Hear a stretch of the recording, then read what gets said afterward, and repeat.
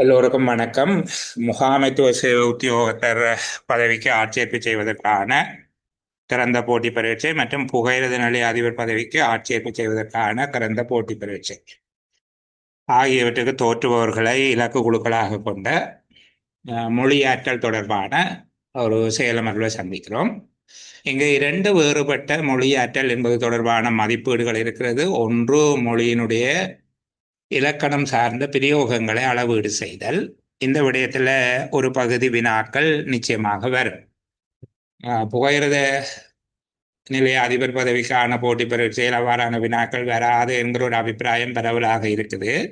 உண்மையிலே அந்த வினாத்தாளை முழுமையாக கண்டறிய முடியவில்லை. அது பகுதி 1, பகுதி 2 என 2 பகுதிகளை கொண்டிருக்கும் என்று சொல்லப்பட்டிருப்பதன் காரணமாக அது இலக்கண பகுதிகளையும் உள்ளடக்கி இருக்கலாம் என்று சொல்லி கருதப்படுது. மொழியாற்றல் என்பது மொழியினுடைய இலக்கணம் சார்ந்த விடயங்களையும், இரண்டாவது மொழியினுடைய பிரயோகம் சார்ந்த விடயங்களையும் உள்ளடக்கி இருக்கும்.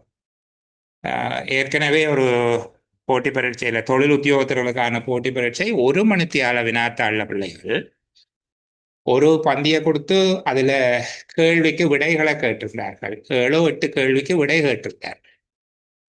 இன்னும் ஒரு பந்தியை கொடுத்துட்டு அதில் 10 கூற்றுக்கள், ஆம் இல்லை என்கிற விதமான கூற்றுக்களை மதிப்பீடு செய்யும்படி கேட்டிருந்தார்கள். இந்த கூற்றுக்களை ஆம் இல்லை என்று நீங்கள் பதிலளிக்க வேண்டி இருந்தது. இது மட்டும் இல்லை, 150 சொற்களில் ஒரு கட்டுரையும் எழுதுங்க என்று கேட்டிருந்தாங்க 1 மணித்தியாளர். இப்போ புகையிரத நிலைய அதிபர் பதவிக்கு 1.5 மணித்தியாளர். அதுலேயும் பார்ட் 1 பார்ட் 2 பேப்பர் இருக்கு. கவனமாக இருக்க வேணும். சில பார்ட் 1ங்கிறது அந்த இலக்கணம் சார்ந்த மரபு தொடர்கள், இந்த மாதிரியான விடயங்களை உள்ளடக்கி பழமொழிகள் போன்ற விடயங்களோட வினாக்கள் வர்றதுக்கு வாய்ப்பு இருக்கு. மற்றது ஒரு கடந்த கால வினாத்தாளை வச்சுக்கொண்டு அதே மாதிரியாக ஒரு வினாத்தாளத்தான் தருவார்கள் என்று நாங்கள் ஒருபோதும் நம்பி போக இயலாது. அங்கே போய் நீங்கள் மோசமாக அடி வாங்க வேண்டி வரும்.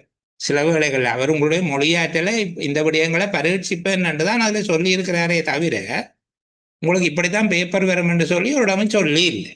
இப்போ கொஞ்சம் கவனமாக அந்த பகுதியை பார்க்க வேணும். நான் பிள்ளைகள் இறுதி நேரத்தில் ஊக்கமாக படிப்பீங்கள் என்று நினைச்சு கொண்டு மொழியாற்றல் தொடர்பான சில காணொளிகள், அது வகுப்பில் படிப்பிக்கப்பட்டதல்ல, பிரத்யேகமாக ஒளிப்பதிவு செய்யப்பட்டது, உங்களுடைய குழுக்களில் போட்டிருக்கிறேன். அப்போ சில வேளைகளில் ஒரு பெரிய சுருக்கத்தை எழுதுறது, சின்ன சுருக்கத்தை எழுதுறது, அல்லது பந்தியில் இருந்து கேள்விகளுக்கு விடை எழுதுகிறது, கூற்றுக்களை மதிப்பிடுகிறது, இந்த மாதிரியான வடிவங்களில் வினாக்கள் வருகிற போது அதை எதிர்கொள்வதற்கான அந்த ஸ்கில்லை உங்களுக்கு கொடுக்கும். இந்த திறனை அது உங்களுக்கு வழங்கும். நீங்கள் அதில் கட்டாயமாக கொஞ்சம் பயிற்சி செய்து கொள்ள வேணும்.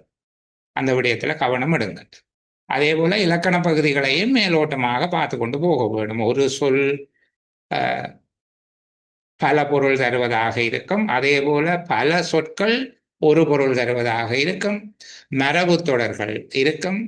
மரபு ரீதியான பிரயோகங்கள், இப்போ தொனிகள், இளையவை, இலை வகைகள், வித்துக்கள், ஆண் பெண், இந்த மாதிரியாக இருக்கக்கூடிய, அதுபோல மரபு தொடர்கள், பழமொழிகளினுடைய பொருள், இப்படியான விடயங்களையும் கொஞ்சம் கவனம் எடுங்க. சில இணைப்புகள் நான் போட்டிருக்கிறேன். இனி கொஞ்சம் கூட படிக்க வேணும். ஒன்றும் செய்யலாத ஒரு 10 நாள் பரீட்சைக்கு இருக்கிற போது கூடுதலான கவனம் எடுத்து படிக்க வேணும். இப்போ இந்த 10 நாட்களும் அந்த விஷயங்களில் கவனம் எடுங்க. இப்போ நாங்கள் ஒரு உரைப்பகுதியை வாசித்த அந்த உரைப்பகுதி கூடாக வினாக்களுக்கு விடையை தேடுகிற அந்த திறனை, இங்கே கேட்கப்பட்ட கேள்விக்கு மட்டும் விடை சொல்ல மாட்டோம். நாங்கள் ஒரு பகுப்பாய்வு ரீதியாக இதை படிப்போம். சரி, அப்படி படித்து வைப்பதன் மூலமாக உங்கள்கிட்ட அந்த பந்திகளை தந்து கேள்விகளை கேட்கிறது, பந்தியை தந்து போட்டு அதில் கூற்றுக்களை தந்து மதிப்பிடுகிறது, இந்த மாதிரியான கேள்விகள் வருகிற போது நீங்கள் மிக திறனாக அவற்றை எதிர்கொள்ளக்கூடியதாக இருக்கும் என்கிற அடிப்படையில் இந்த வினாத்தாள் தயாரிக்கப்பட்டிருக்குது. நீங்களும் ஒத்துழைக்க வேணும். பிள்ளைகள் கேள்வி கேட்கிற போது சரியோ பிள்ளையோ உங்களுக்கு தெரிஞ்ச விடையே சொல்ல வேணும். உங்களோட சரியான விட 100% சரியாக தெரிஞ்சால் நீங்கள் இங்கே வர மாட்டீங்களே.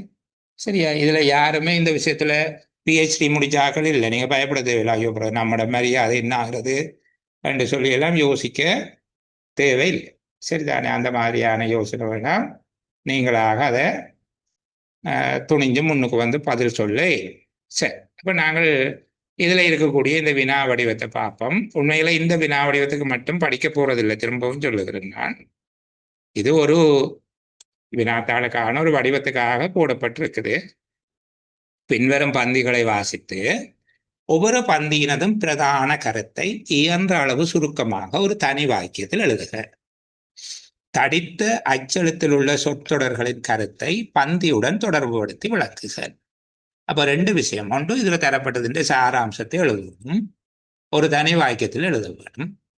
ஒரு தனி வாக்கியம் என்ற நான் புதிய பிள்ளைகளுக்காக சொல்லுகிறேன், ஒரு 13 சொற்களுக்கு மேல போகக்கூடாது. ஆகக்கூடியது 13 சொற்கள், ஆக குறைந்தது 9 சொற்கள். 9 தொடக்கம் 13 வரையான சொற்களுக்குள்ள சிறந்த இலக்கண அமைப்போட, அங்க திணை, பால், எண், வலு, காலம், இடம் போன்ற வழுக்களவையும் இல்லாமல் மிக சரியான முறையில் அந்த வசனத்தை எழுத வேணும். அதை விட பிரதான கருத்து இருக்கணும். துணை கருத்துக்களை நீங்க தவிர்த்து விட வேண்டும். சரி, அதுக்குள்ள துணை கருத்துக்களும் இருக்கும், பிரதான கருத்துக்களை தவிர்த்து விட வேண்டும். அடுத்து, அடித்த எழுத்துல தரப்பட்ட சொற்றொடர் அதை வாசிக்கிற போது உங்களுக்கு என்ன விளங்குதோ அந்த விளங்குறதை எழுத வேணும். உங்களுக்கு ஒரு கருத்து ஒன்று புலப்படும் தானே, அந்த கருத்து என்ன என்பதை எழுத வேணும். சில வேளைகளில் கடந்த முறை கேட்டிருக்கிறார்கள், தமிழ் வினாத்தாளில் அந்த பகுதியை காண இல்லை, சிங்கள வினாத்தாளில் ஒரு உரைப்பகுதியை கொடுத்து விட்டு புகையிரத நிலை அதிபர் பதவி பரீட்சைக்கு அதில் சில சொற்றொடர்களை ஆங்காங்கு தடித்த எழுத்துக்கு மாற்றிவிட்டு அந்த தடித்த எழுத்துல இருக்கிற 10 சொற்றொடர்கள் வரையில அதுக்குரிய பொருளே எழுதுங்க என்று கேட்டிருக்கிறாங்க. அந்த விதமாக கேட்கலாம், இவ்வாறும் கேட்க முடியும் உங்கள்கிட்ட. இதை விட வேறு விதமாக கேள்வி கேட்கலாம். நாங்கள் உரைப்பகுதியை வாசிக்கக்குள்ள அழைச்சு கொண்டு போவோம். பார்ப்போம். முதலாவது பந்தியை நானும் நீங்களும் சேர்ந்து வாசிப்போம். நான் இது இன்றைக்கு பதிவிட்டிருந்தபடியால பெரும்பாலான பிள்ளைகள் இதை அச்சிட்டு செய்து கொண்டு வந்திருப்பார்கள் என்று எதிர்பார்க்க இல்லை. என்னுடைய நோக்கமும் அது இல்லை. இந்த ஸ்போர்ட்ல உங்களுடைய திறன் எப்படி இருக்கிறது என்று பார்க்கறது தான் நோக்கமாக இருந்தது. மிக பழங்காலத்தில் மரக்கட்டடங்களில் பயன்படுத்தியுள்ள கைமரங்கள் பெரியன. இது அலங்காரம், நெருப்பின் போது எதிர்ப்பு தன்மை, பாரமான அமைப்பினால் கட்டடத்தின் உறுதி வேலைப்பாடுகளை செய்வதில் உள்ள இடவசதி, நீண்டகால உறுதி ஆகியவற்றை எதிர்பார்த்து செய்திருக்க வேண்டும். பெரிய கைமரங்களை இணைக்கும் போது சதுர வடிவில் வெட்டப்பட்டு நடுவில் ஓர் ஆப்பு மூலம் உறுதியாக்கப்பட்ட ஓர் மூட்டு முறை பயன்படுத்தப்பட்டுள்ளது. கைமரங்கள் ஓவியங்களினால் அலங்கரிக்கப்பட்டுள்ளன. பெரும்பாலும் வெளிப்புறம் நோக்கியுள்ள கைமரங்களின் நுனி கொம்பு சுழி வடிவில் தேவு சுழிய எனும் பெயரினால் அறிமுகப்படுத்தி பல கட்டடங்களில் அலங்கரிக்கப்பட்டுள்ளது. சரி, திரும்ப ஒரு தடவை வாசிப்போம். மிக பழங்காலத்தில் மரக்கட்டடங்களில் பயன்படுத்தியுள்ள கைமரங்கள் பெரியன. இது அலங்காரம், நெருப்பின் போது எதிர்ப்பு தன்மை, பாரமான அமைப்பினால் கட்டடத்தின் உறுதி, வேலைப்பாடுகளை செய்வதில் உள்ள இடவசதி, நீண்டகால உறுதி ஆகியவற்றை எதிர்பார்த்து செய்திருக்க வேண்டும். பெரிய கைமரங்களை இணைக்கும் போது சதுர வடிவில் வெட்டப்பட்டு நடுவில் ஓர் ஆப்பு மூலம் உறுதியாக்கப்பட்ட ஓர் மூட்டு முறை பயன்படுத்தப்பட்டுள்ளது. கைமரங்கள் ஓவியங்களினால் அலங்கரிக்கப்பட்டுள்ளன. பெரும்பாலும் வெளிப்புறம் நோக்கியுள்ள கைமரங்களின் நுனி கொம்பு சுழி வடிவில் தேவ சுழிய எனும் பெயரினால் அறிமுகப்படுத்தி பல கட்டடங்களில் அலங்கரிக்கப்பட்டுள்ளது. சரி, இப்ப இந்த உரைப்பகுதியை நாங்கள் 2 தடவை வாசிச்சோம், சரிதானே? எனக்கு யாராவது ஒரு பிள்ளை சொல்லுங்க, இதை எழுதியவருடைய நோக்கம் என்ன? உரையாசிரியர் இந்த உரைப்பகுதியை எழுதியதனுடைய நோக்கம் என்ன? ஏதோ ஒரு நோக்கத்தோட தானே எழுதுவார் பிள்ளைகள். டேவிட் சொல்லுங்க. ஓம் சார், எக்ஸ்கியூஸ் மீ. என்னென்னா அது வந்து விவரிச்சு சொல்லியிருக்காரு சார். ஒரு விஷயத்தை வந்து மர சிற்பங்களை பற்றி அவர் வந்து சொல்ல வலிக்கிறார். அதை வந்து விவரிச்சு சொல்லியிருக்கிறார். மர சிற்பங்கள் தொடர்பாக பேசுவது அவருடைய நோக்கம், அப்படியா? ஓம் சார், மர சிற்பங்கள் அந்த அலங்காரங்களை பற்றி சொல்லியிருக்கிறார், அதை விவரிச்சு சொல்லியிருக்கிறார். சொல்லியிருக்கிறார். ஓகே, மௌயூத் கதைங்க. கதைங்க. பழங்காலத்துல வந்து அந்த பெரிய நோக்கம் சொல்லணும், எனக்கு சாராம்சம் வேண்டாம். இந்த உரையாசிரியர் இந்த உரைப்பகுதியை எழுதியதனுடைய நோக்கம் என்ன? இப்ப முதல்ல ஒரு சகோதரன் சொன்னார், இது பழங்கால மரச்சிற்பங்களை பற்றி சொல்லுவது, விவரிப்பது அவருடைய நோக்கமாக இருக்கிறது. இது பழங்கால நுட்ப முறையை பற்றி சொல்ற மாதிரி. திருப்பி சொல்லுங்க அச்சுதன்.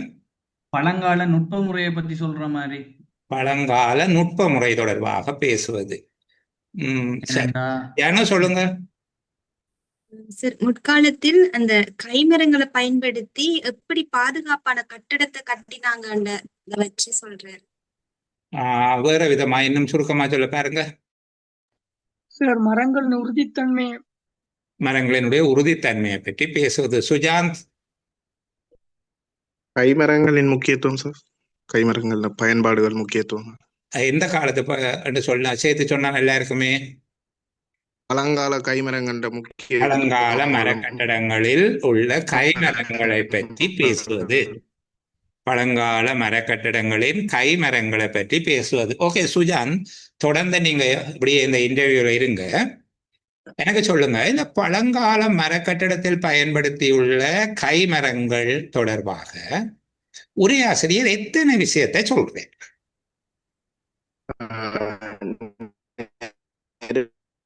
வெட்டுதடா தம்பியா, வெட்டது நீங்க பேச இல்ல, சரியா இல்ல. ஓகே, அச்சுதனுக்கு வாய்ப்பை கொடுப்போம். சுயாந்த ஏதோ வெட்டுதடா சிக்னல். அச்சுதன் சொல்லுங்க. ஓம் சார், இது அலங்காரம், நெருப்பின் போது எதிர்ப்புத்தன்மை ம் மற்றும் பாரமான அமைப்பினால் அந்த கட்டடத்தினுடைய உறுதியை பத்தி சொல்றாங்க. ம் அடுத்த ம் அவங்களோட இந்த வேலைப்பாடுகளுக்கு தேவையான இடவசதி ஏற்படுத்தி கொடுக்கிறதாகவும் ம் அதோட நீண்ட கால உறுதி கொண்டதாகவும் சொல்லப்படுகின்றது. இது அந்த இருக்கக்கூடிய கைமரங்களினுடைய இயல்பு சொல்லப்பட்டிருக்கு. இவ்வளவு இயல்பு சொல்லப்பட்டிருக்கு. அப்படியா? யாது சொல்லுங்க. யனு இல்ல, யதுவுக்கு நான் பார்ப்பேன், அவங்களுக்கு ஒரு வாய்ப்பு கொடுக்கும். சரி, அவரை காண இல்லை. செந்தூரா, கதைங்க. ஓம் சார், அவர் சொன்னதோட சேர்த்து ம் அந்த ரெண்டு மரங்களை இணைக்கிறதுக்கான அந்த மூட்டு முறை பயன்படுத்தப்பட்டதும் ம் மரங்கள்ல செதுக்கப்பட்ட ஓவியங்கள், ஓவிய அலங்கார வேலைப்பாடுகள், ம் ம் ம் நுனியில கொம்பு சுழி வடிவில் இருக்கிறது, எவ்வளவு விஷயமும் சொல்லப்பட்டு எத்தனை இயல்புகள் சொல்லப்பட்டிருக்கு? 1 2 7 7 விஷயங்கள் சொல்லப்பட்டிருக்கு. Okay, thank you. யனு சொல்லுங்க, எத்தனை விடயம் சொல்லப்பட்டிருக்கு?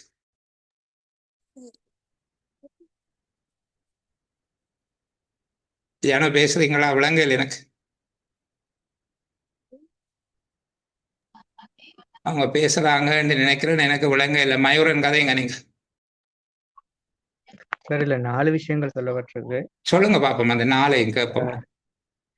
கைமரங்கள் வந்து அந்த அளவில் ரொம்ப பெரியதா இருக்கிறத பத்தி சார். இது வந்து அலங்காரங்கள், அப்புறம் அதோட நெருப்பு நெருப்பு இதுகள்ல எதிர்ப்பு தன்மை பத்தியும் சார்.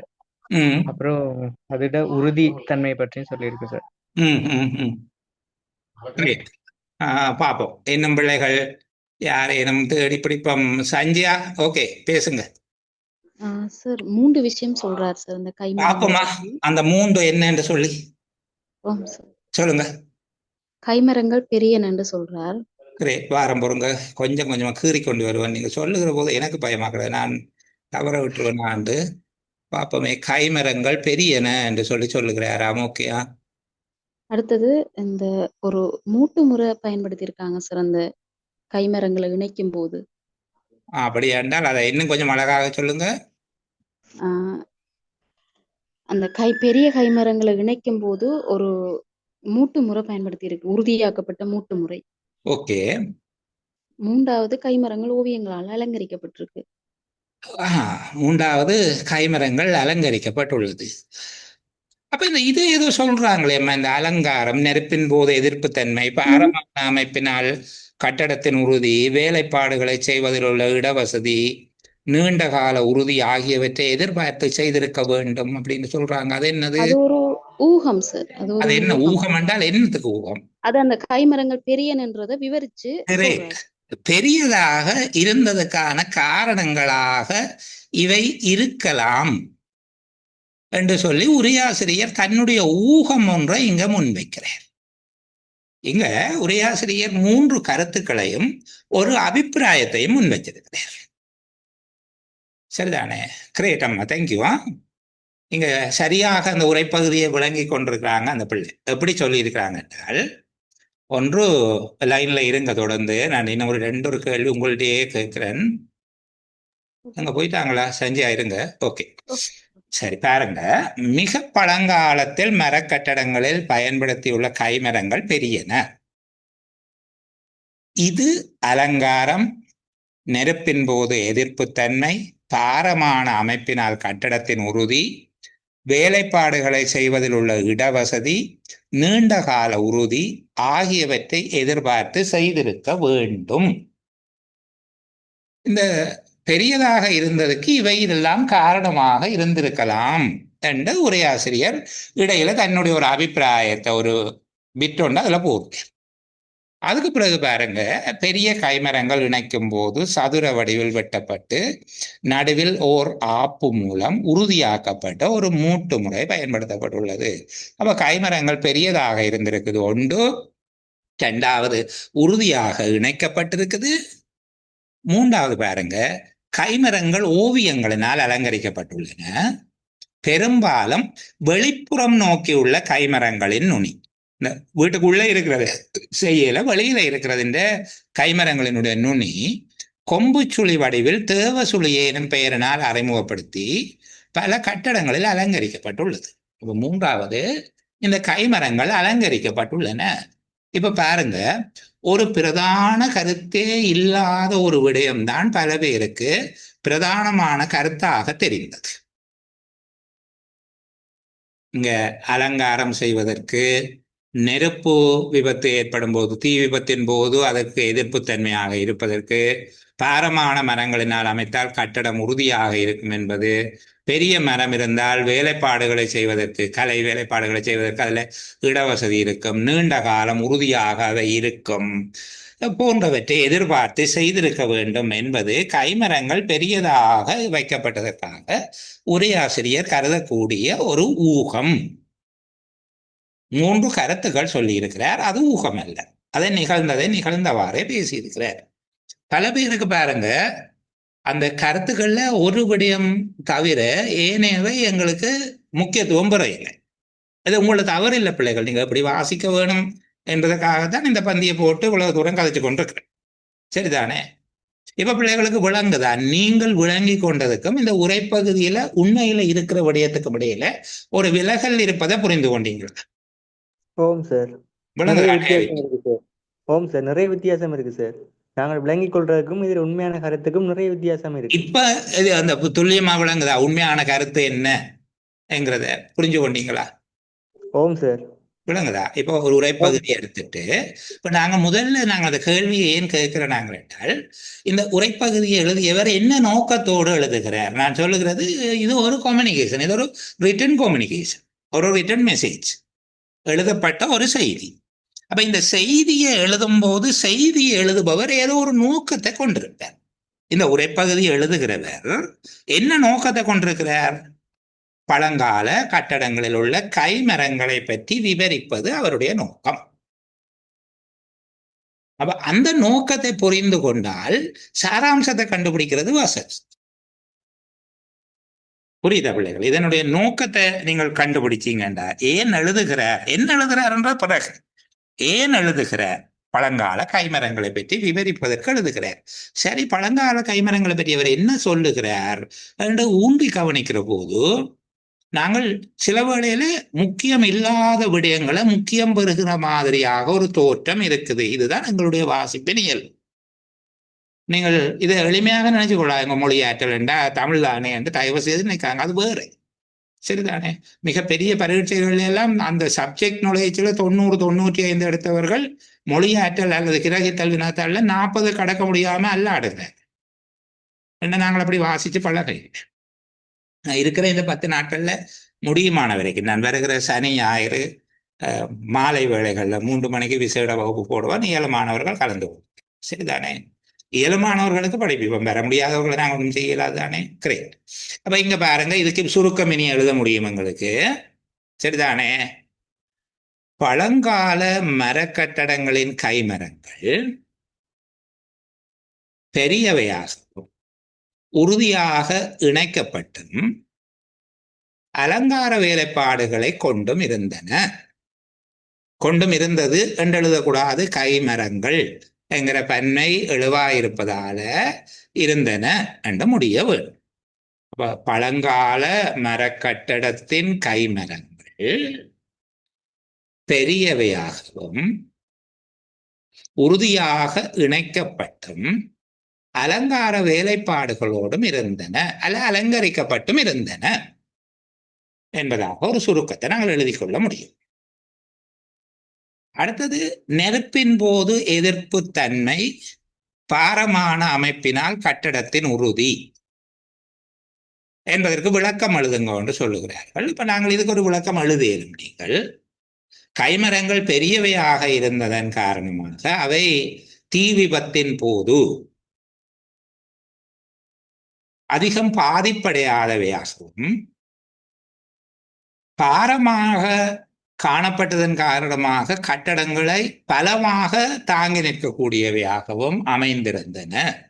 இதுல இருக்கிறத உங்களுக்கு வாசிக்கிற போது என்ன விளங்குதோ, பழங்கால கைமரங்கள் பெரியவையாக இருந்ததனால் தீ விபத்தின் போது அவை பாதுகாப்பானவையாகவும், கட்டடத்தின் பலமான தன்மைக்கு வழி வகுப்பவையாகவும் காணப்பட்டன என்று அதனுடைய விளக்கத்தை எழுதி கொள்ள. சரியா? சரி, நான் பிள்ளைகளை அடுத்த உரை பகுதிக்குள்ள கூட்டிக் கொண்டு போகிறேன். கொஞ்சம் அனுபவிச்சு என்ஜாய் பண்ணி படிக்க வேணும். கஷ்டப்பட்டு எல்லாம் படிக்கிறது இல்லை. அதை வாசிக்கிற போது நாங்கள் வாசிக்கிறதுக்கும் அந்த உரையாசிரியர் நினைச்சதுக்கும் இடையில ஏதேனும் விலகல் இருக்குதா, அந்த விலகல் வர வர குறைஞ்சு கொண்டு போக போகணும். நாங்கள் இன்றைக்கு இதை கதைச்சு முடிக்கிற போது 8:15 ஆகிற போது அந்த விலகல் குறைஞ்சிருக்க வேணும். இல்லாவிட்டா பிரயோசனம் இல்லை இந்த வகுப்பில். சரி, வாசிப்போம். 2வது, இலங்கையில் ஆயுர்வேத வைத்திய முறை ஆரம்பிக்கப்படுவதற்கு முன்னர் இருந்து வந்த சிகிச்சை முறை பரம்பரையாக கடைபிடிக்கப்பட்ட தேசிய சிகிச்சை அல்லது சிங்கள வைத்திய முறையாகும். காலக்கிரமத்தில் ஆயுர்வேத முறையுடன் அது இணைந்து கொண்டதனால் அதன் தனித்துவத்தை இழந்து விட்டது. இருந்த போதிலும் இந்த முறையைச் சேர்ந்த சில சிகிச்சை வழிகளை கிராமங்களில் வாழும் சில வைத்தியர்கள் அறிந்து வைத்திருக்கின்றனர். இந்த சிகிச்சை முறைகள் குடும்ப அங்கத்தவர் மத்தியிலேயே பாதுகாக்கப்பட்டு வருகின்றன. இத்தகைய அந்தரங்கமே இந்த சிகிச்சை முறையின் அழிவுக்கு காரணமாகும். திருப்பி வாசிக்கிறேன். இலங்கையில் ஆயுர்வேத வைத்திய முறை ஆரம்பிக்கப்படுவதற்கு முன்னர் இருந்து வந்த சிகிச்சை முறை பரம்பரையாக கடைபிடிக்கப்பட்ட தேசிய சிகிச்சை அல்லது சிங்கள வைத்திய முறையாகும். காலக்கிரமத்தில் ஆயுர்வேத முறையுடன் அது இணைந்து கொண்டதனால் அதன் தனித்துவத்தை இழந்து விட்டது. இருந்த போதிலும் இந்த முறையைச் சேர்ந்த சில சிகிச்சை வழிகளை கிராமங்களில் வாழும் சில வைத்தியர்கள் அறிந்து வைத்திருக்கின்றனர். இந்த சிகிச்சை முறைகள் குடும்ப அங்கத்தவர் மத்தியிலேயே பாதுகாக்கப்பட்டு வருகின்றன. இத்தகைய அந்தரங்கமே இந்த சிகிச்சை முறையின் அழிவுக்கு காரணமாகும். என்னுடைய வளமையான கேள்வி பிள்ளைகள்கிட்ட கேட்கிறேன். எழுதியவருடைய நோக்கம் என்ன? இந்த செய்தியை சொல்பவருடைய நோக்கம் என்ன? தேசிய சிகிச்சை முறை சார், இல்லாட்டி சிங்கள வைத்திய முறையில முக்கியத்துவத்தை பற்றி சொல்றாரு. சிங்கள வைத்திய முறையினுடைய அந்த முக்கியத்துவம் என்கிற வார்த்தையை டேவிட் மாற்ற வேணும். சிங்கள வைத்திய முறையின் அந்த பாரம்பரியம் சார், அந்த தேசிய சிகிச்சை சிங்கள வைத்திய முறை அந்த பாரம்பரியம், அதை சொல்ல வர. சிங்கள வைத்திய முறையின் பாரம்பரியத்தை பேசுகிறார். ஓகே, மயூரன் பேசுங்க சார். பாரம்பரியமாக உள்ள அந்த சிங்கள வைத்திய முறையோட அந்த அழிவுக்கு காரணத்தை பத்தி, அது அழிவுக்கான காரணம் அல்லது அது அருகியமைக்கான காரணம் என்ன? சிங்கள வைத்திய முறை அருகியமைக்கான காரணத்தை பேசுவது அவருடைய நோக்கம். கிரேட். யார் சொன்னது? அச்சுதனா? மயூரன் சார். ஓகே, மயூரன். சரி, இந்த பாரம்பரிய வைத்திய முறை அல்லது தேசிய சிகிச்சை முறை அல்லது சிங்கள வைத்திய முறை என்ன, அதுதான் பரம்பரையாக இருந்த முறை என்று சொல்லுகிறார். அந்த தேசிய சிகிச்சை முறை அருகியதற்கு எத்தனை காரணங்களை ஒரு ஆசிரியர் பேசுகிறார். 2 காரணங்கள் சொல்லுங்க. அந்த 2ஐயும் சொல்லுங்களே ஒரு கேட்போம். நான் சார், ஆயுர்வேத வைத்திய முறை இணைந்து கொண்டதாலேயும் சார், ஆயுர்வேத முறையோடு இணைந்து கொண்டது ஒன்று. அடுத்து சார் அந்த பரம்பரையா ஒரே பரம்பரையாக்கள் அதை ரகசியமா வைத்துக் கொள்றதுனால சார் கிரேட். அந்தரங்கம் பேணியதாலும் அந்தரங்கம் பேணுவதாலும் என்ன அல்லது அந்தரங்கமாக தான் அந்த சிகிச்சை முறையை வைத்திருக்கிறாங்க.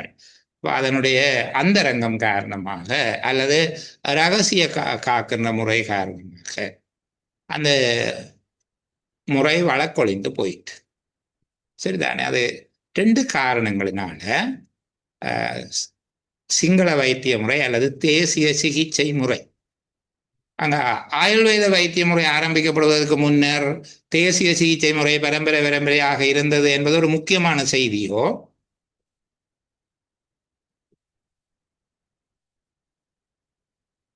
இந்த தேசிய சிகிச்சை முறையை விவரிக்கிறதுக்கான ஒரு விவரணம் தான் நாங்கள் சொல்லியிருக்கோம். இலங்கையில் ஆயுர்வேத வைத்திய முறை ஆரம்பிக்கப்படுவதற்கு முன்னர் இருந்து வந்த சிகிச்சை முறை பரம்பரையாக கடைபிடிக்கப்பட்ட தேசிய சிகிச்சை அல்லது சிங்கள வைத்திய முறையாகும்.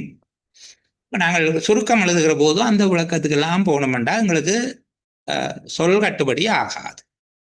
அப்போ தேசிய சிகிச்சை முறை, இப்போ நாங்கள் பாரம்பரியமான தேசிய சிகிச்சை முறை அல்லது இலங்கையின் தேசிய சிகிச்சை முறை ஆயுர்வேத முறையுடன் இணைந்ததாலும் அதன் அந்தரங்க இயல்பினாலும் வழக்கொழிந்து போயிட்டு.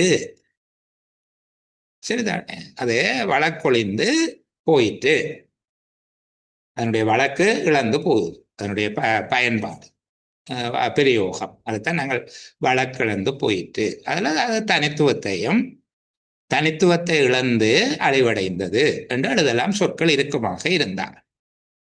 இலங்கையின் தேசிய சிகிச்சை முறை ஆயுர்வேத முறையுடன் இணைந்ததாலும் அந்தரங்க தன்மையினாலும் வழக்கொழிந்து போயிட்டு. இது எழுதுறதுக்கே எங்களுக்கு அந்த சொல் கட்டுப்படி ஆகுது. அதுக்கு மேலே நாங்கள் விளங்கப்படுத்தி அது தனித்துவத்தை இழந்தது, அழிந்தும் போயிட்டு அப்படியாக எழுதணும்னா நிறைய சொல்லு வந்துடும். சரிதானே? அப்போ இலங்கையின் தேசிய சிகிச்சை முறை ஆயுர்வேத முறையுடன் இணைந்ததாலும் அந்தரங்க இயல்பினாலும் வழக்கொழிந்து போயிட்டு என்பதாக இதன் சுருக்கத்தை எழுதலாம். இப்போ பிள்ளைகளுக்கு இதை கண்டுபிடிக்க முடியுது. ஒரு உரைப்பகுதியை கண்ட உடனே உரையாசிரியர் ஏதோ ஒரு நோக்கத்தோடு எழுதுகிறார். என்ன நோக்கம்? ஏறத்தாழ பதில் சொன்னவர்கள் அண்மித்த விடைகளை சொன்னார்கள். இறுதியா மயூரன் சரியாக சொன்னார். அதுக்கு முன்னுக்கு சொன்ன பிள்ளைகளும் ஓரளவுக்கு நியரஸ்ட் கரெக்ட் ஆன்சர். சரிதானே? பெர்ஃபெக்ட் ஆன்சர் அல்ல, ஆனால் ஓரளவுக்கு சரியான விடைக்கு போனார்கள். அதன் தனித்துவத்தை இழந்து விட்டது என்பதை நாங்கள் கொஞ்சம் விளங்கப்படுத்தி எழுதுவோம். யார் எனக்கு அதை வேறு விதமாக விளங்கப்படுத்துவீங்க? ரிஸ்கா? ஆன்லைன்ல வந்தாங்க, போயிட்டாங்க போல இருக்கு. ஓகே, பரவாயில்ல. வேற யார்? அதன் தனித்துவத்தை இழந்து விட்டது என்பதனுடைய பொருள் விளக்கம் யார் எழுதுவீங்க? சஞ்சயா பேசுங்க பாப்போம். பாரம்பரிய வைத்திய முறையானது தனக்கே உரித்தான சிறப்பு பண்புகளை கொண்டுள்ளது. ஆயினும் காலத்துக்கேற்ப மாற்றங்களை ஏற்படுத்தி ஆயுர்வேத வைத்திய முறையுடன் இணைந்ததனால் சிங்கள வைத்தியம் அதன் சிறப்பை இழந்தமையே. அது தனக்கென கொண்டிருந்த விசேட பண்புகளை இழந்து போயிற்று. சரிதானே? இப்போ தேசிய சிகிச்சை முறையானது அதற்கென காணப்பட்ட தனியான பண்புகள் அல்லது விசேட பண்புகளை இழந்து விட்டது. ஆயுர்வேத முறையுடன் இணைந்ததன் காரணமாக தனக்கென கொண்டிருந்த விசேடமான இயல்புகளை இழந்து விட்டது. அதான் அதன் தனித்துவத்தை இழந்து விட்டது என்று வாசிக்கிற போது உங்களுக்கு என்ன விளங்குதோ அது எழுத வேண்டும். அப்ப அதன் என்பது நாங்கள் எதை சொல்லுகிறோம்? தேசிய சிகிச்சை முறை தனித்துவத்தை இழந்து விட்டது என்பதன் பொருள் என்ன?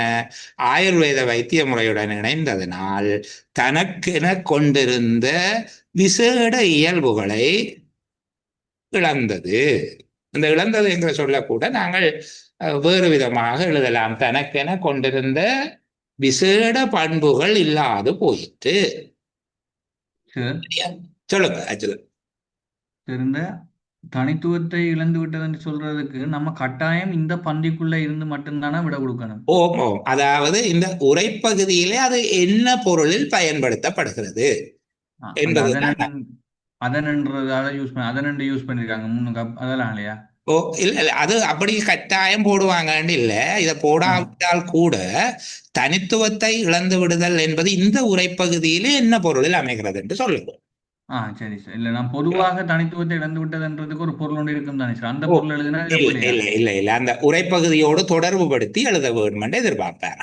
சரி சரி சார். இப்ப சார் எத்தனை சார் சுருக்கத்துல சொல்லியிருக்கு சார் மேல அது தடித்த எழுத்தில் உள்ள சொற்களோ கருத்தை வந்து பந்தியோட தொடர்படுத்தி பந்தியோட தொடர்படுத்தி சொல்லுகிறோம் ஐயா. இங்கு அதன் தனித்துவத்தை இழந்து விட்டது என்று சொல்லுகிற போது நாங்கள் இந்த உரைப்பகுதியிலே அதன் என்பதை வாசிக்கிற போது எதனுடையது என்று எங்களுக்கு விளங்குதா? புரிந்து கொண்டோமா?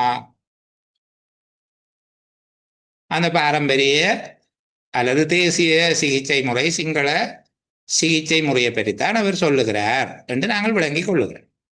சரிதானே?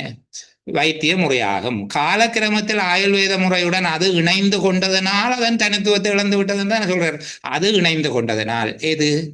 தேசிய சிகிச்சை முறை அதன் தனித்துவத்தை இழந்து விட்டது. எதனுடைய? தேசிய சிகிச்சை முறையினுடைய தனித்துவத்தை இழந்து விட்டது. அப்ப அதன் தனித்துவத்தை இழந்து விட்டது என்கிற இடத்தை வாசிக்கிற போது நாங்கள் உணர்கிற அர்த்தம் என்னவென்றால், தேசிய சிகிச்சை முறை, இலங்கையின் தேசிய சிகிச்சை முறையானது ஆயுர்வேத முறையோடு இணைந்ததன் காரணமாக தனக்கே உரியதான விசேட பண்புகளை இல்லாது விழுந்தது, அல்ல விசேட பண்புகள் இல்லாது போயிட்டு. இலங்கையின் தேசிய சிகிச்சை முறை ஆயுர்வேத முறையுடன் இணைந்ததனால் அதற்கே உரித்தான விசேடமான இயல்புகள் இல்லாமல் போயின. ஏன் நான் இதுல இருக்கிற வார்த்தையை பயன்படுத்த வேண்டாம் என்று சொல்லுகிறேன் என்றால், எங்களுக்கு அது புரிந்து கொண்டோம், நாங்கள் முழுமையாக எங்களுக்கு விளங்கிட்டது என்பதை வேறு வார்த்தைகளால் போடுவது நல்லது. சில வேளைகள்ல வார்த்தைகள் இல்லாமல் இருந்தால் இதுல இருக்கிற வார்த்தையை பயன்படுத்தக்கூடாது என்பது அல்ல. அஃப்ரான் விளங்குதா சொல்றது? சார் சொல்லுங்க. எத்தனை சொற்கள் சார் இது எழுதணும்? இந்த தடித்த சொற்றொடருக்கு விளக்கம் எழுதுறதுக்கு சொல் வரையறை பெரிய அளவுக்கு இல்லை. நீங்க ஒரு 15 சொல் வரைக்குமே போகலாம். சரிதானே? இப்படி ஒரு சொல்ல தருவார்களாக இருந்தால் சுருக்கத்துக்கு 3 புள்ளிகளும், தடித்த எழுத்தில் உள்ள சொற்றொடர்களுக்கு 2 புள்ளிகளும் தருவார்கள். சில வேளைகள்ல ஒரு பந்தியை தந்து போட்டு அதில ஒரு 5 தடித்த எழுத்திலான சொற்றொடர்களை தந்து போட்டு உங்களுக்கு அந்த பந்திக்கு 10 புள்ளிகளை தருவதற்கும் வாய்ப்பு இருக்கு. அப்படியும் தரலாம்.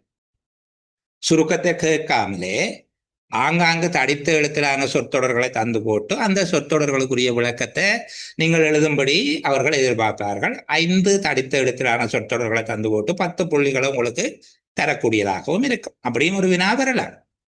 சரி, கன்ஃபார்மா இப்படித்தான் வேணும் என்று சொல்லி நான் எதையும் சொல்ல இல்லை. நீங்கள் எதையும் விளங்கிக் கொள்ளக்கூடியவர்களாக போனால் உங்களுக்கு கேள்வியை பற்றி என்ன கவலை? எந்த கேள்வி வந்தாலும் உங்களுக்கு எழுதி எழுந்தானே. ஏனோ ஏதோ கேட்க வாரீங்க, சொல்லுங்கம்மா. சார் எப்படி வந்தாலும் இப்ப பந்திக்குள்ள 10 தடித்த எழுத்துல வந்து அப்படின்னு சொன்னீங்க தானே, அப்படி வந்தா கூட அந்த பந்தியோட தொடர்பு படுத்தி எழுத வேணும். இப்ப இப்படித்தானேம்மா, என்னன்னா இப்படி ஒரு வார்த்தை சொல்லுகிறேன் நான் உங்களுக்கு. செந்தமிழ் நாடெனும் போதினிலே இன்ப தேன் வந்து பாயுது காதினிலே. அந்த தேன் வந்து பாயுது காதினிலேங்கிறத போல்ட் பண்ணுகிறேன். இதுக்கு நேரடியான பொருள் என்ன? காதுக்குள்ள அந்த இனிப்பான திரவத்தை ஊத்தினார் என்று சொல்லி எழுதலாமோ? இல்ல சார், அது அவ்வளவு இனிமையா இருக்குது. அந்த நேரடி பொருள் என்ன? இப்ப நேரடியான பொருள் காதுக்குள்ள தேன் ஊத்தினா எப்படி இருக்கு? எவ்வளவு மோசமா இருக்கு யோசிச்சு பாருங்க. இன்ப தேன் வந்து பாயுது காதுனிலே. காதுல அந்த இன்ப என்பதையும் விட்டுட்டு இவ்வளவுதான் போல்ட் பண்றார். தேன் வந்து பாயுது காதுனிலே. அப்ப அங்க சொல்லுகிற அந்த பொருளை நாங்கள் உள்ளெடுத்து கொண்டு அந்த வார்த்தைக்கும் உண்மையில பொருளுக்கு நேரடி சம்பந்தம் இல்லை. தேனை காதல ஊத்தினா காசு ரொம்ப மோசமா இருக்கு, கழுவினாலும் போகாது. என்ன கட்டாயம் ஒரு இஎன்டி சர்ஜன் போக வேண்டி வரும். அப்போ இங்க அந்த விடயத்தை கேட்கிற போது மிகுந்த மகிழ்ச்சி உண்டாயிற்று என்பதான பொருள். இது மாதிரி நீங்கள் அந்த பந்தியில அந்த பொருளை உங்களுக்கு கேட்கிற போது ஒரு விளக்கம் ஒன்று பிறந்தானே, அந்த விளக்கத்தை எழுதினா போதும். சரியா? நான் கொஞ்சம் சின்ன விளங்கப்படுத்தி இருக்கிறேன். அடுத்த உரைப்பகுதிக்குள்ள போவோமா? இது வேற ஒரு ஏரியா. அப்ப இது வரைக்கும் இருந்தது வேற ஒன்று, இது வேற ஒரு செக்டருக்குள்ள போயிட்டு பார்ப்போம். சேமிப்பிற்கான வட்டி வீதங்கள் குறைந்து வருவதால் சேமிப்புகள் மீதான குறைந்த வருவாய்களினால் பாதிக்கப்பட்ட குழுக்கள் சிறந்த வருவாய்களை கொடுக்கும் என்று கூறப்படும் ஆபத்தான மாற்றீடுகளை, நான் நினைக்கிறேன் இது மாற்றீடுகளை என்று எடுத்துக்கொள்ள வேண்டும். இந்த இடத்துல நீங்கள் இந்த சொல்லை மாற்றீடுகளை என்று புரிந்து கொள்ளுங்க. ஆபத்தான மாற்றீடுகளை நோக்கி ஈர்க்கப்படுகின்றனர். தாழ்ந்த வட்டி வீத சூழலில் வைப்புகளை திரட்டும் சட்டவிரோத நிறுவனங்கள் மிகவும் கவர்ச்சிகரமான வருவாய்களை அளிப்பதாக கூறி சந்தேகத்திற்கு இடமற்ற வகையில் வைப்பாளர்களை கவர்ந்தெழுக்க முயற்சிக்கின்றன. திருப்பியும் ஒரு வாசிப்போம். சேமிப்பிற்கான வட்டி வீதங்கள் குறைந்து வருவதால் சேமிப்புகள் மீதான குறைந்த வருவாய்களினால் பாதிக்கப்பட்ட குழுக்கள் சிறந்த வருவாய்களை கொடுக்கும் என்று கூறப்படும் ஆபத்தான மாற்றீடுகளை நோக்கி ஈர்க்கப்படுகின்றனர். தாழ்ந்த வட்டி வீத சூழலில் வைப்புகளை திரட்டும் சட்டவிரோத நிறுவனங்கள் மிகவும் கவர்ச்சிகரமான வருவாய்களை அளிப்பதாக கூறி சந்தேகத்திற்கு இடமற்ற வகையில் வைப்பாளர்களை கவர்ந்தெழுக்க முயற்சிக்கின்றன.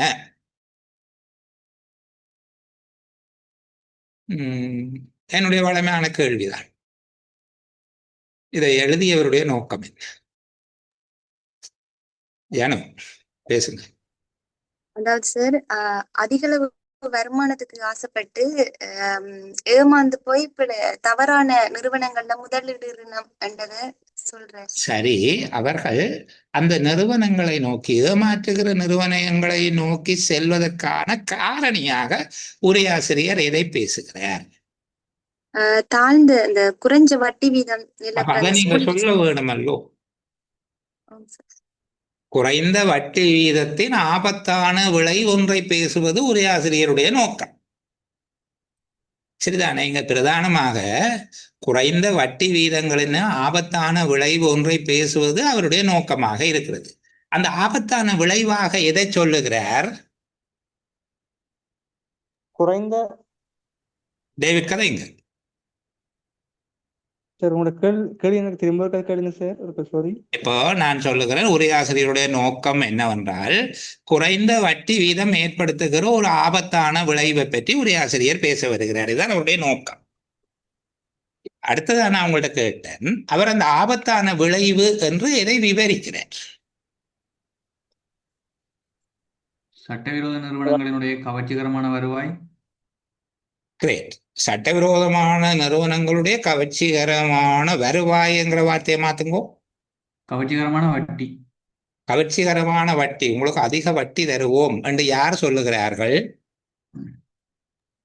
சட்டவிரோத நிறுவனங்கள். சட்டவிரோத நிறுவனங்கள். சரிதானே? இந்த சட்டவிரோத நிறுவனங்களை நோக்கி மக்கள் கவரப்படுவதற்கு காரணம் என்ன?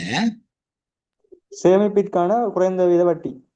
சேமிப்புகளில் இருந்து கிடைக்கின்ற குறைந்த வருமானம், அதாவது வட்டி. இங்க பாருங்க, ஒரு தொடர் சங்கிலியான நிகழ்வு நடக்குது. எனக்கு யார் அந்த செயினை விளங்கப்படுத்தி?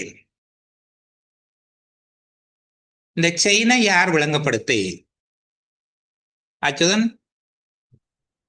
ஓம் சார். என்னன்னா ஃபர்ஸ்டா அரசாங்கத்தால வட்டி வீதமானது குறைக்கப்படுகின்றது. குறைந்த வட்டி வீதம். கிரேட். எப்படி சொல்லுங்க? குறைந்த வட்டி வீதம். அடுத்தது குறைந்த வட்டி வீதம். அதுக்கப்புறம் மக்கள் அதுல இருந்து வெளியேறாங்க. குறைந்த வருமானம். குறைந்த வட்டி வீதத்தின் காரணமாக ஏற்படுவது குறைந்த வருமானம். இங்க பாருங்க, வட்டி வீதத்துக்கும் வருமானத்துக்கும் இடையில என்ன தொடர்பு காணப்படுது? நேரடி தொடர்பு. நேரான தொடர்பு. வட்டி வீதம் அதிகரிக்கிற போது வருமானம் அதிகரிக்கும், வட்டி வீதம் குறைகிற போது வருமானம் குறையும். அப்ப வட்டி வீதங்களுக்கும் சேமிப்பில் இருந்தான வருமானத்துக்கும் இடையில காணப்படுகிற தொடர்பு எவ்வகையானது?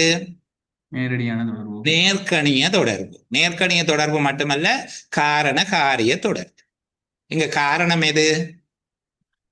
குறைந்த வட்டி வீதம். வட்டி வீதம் என்ன, நாங்கள் மாறுகிற போது அதுவும் மாறும். இப்ப வட்டி வீதம் குறைந்தால் வருமானம் குறையும் என்றும், வட்டி வீதம் கூடினால் வருமானம் கூடும். வட்டி வீதத்திற்கும் வருமானத்துக்குமான தொடர்பு என்கிற போது வட்டி வீதம் காரணம், சேமிப்பில் இருந்தான வருமானம் காரியம். காரியம். அப்போ காரண காரிய தொடர்பு, நேர்கணிய காரண காரிய தொடர்பு. அதாவது ஒன்று அசைகின்ற திசையிலேயே மற்றதும் அசைந்தால் அது நேர்கணியம். கீழ் நோக்கி அசைந்தால் ரெண்டும் கீழே அசைதென்றால் நேர்கணியம் தான். சேமிப்புகளில் இருந்தான வருமானம் மற்றும் வட்டி வீதங்களுக்கு இடையில் காணப்படும் தொடர்பு என்ன? சேமிப்புகளில் இருந்தான வருமானம் மற்றும் வட்டி வீதங்கள் என்பவற்றுக்கு இடையில் காணப்படும் தொடர்பு என்ன? நேர்கணிய தொடர்பு. என்ன வகையான நேர்கணிய தொடர்பு? காரண காரிய காரிய காரண தொடர்பு. காரிய காரணம். சாரி.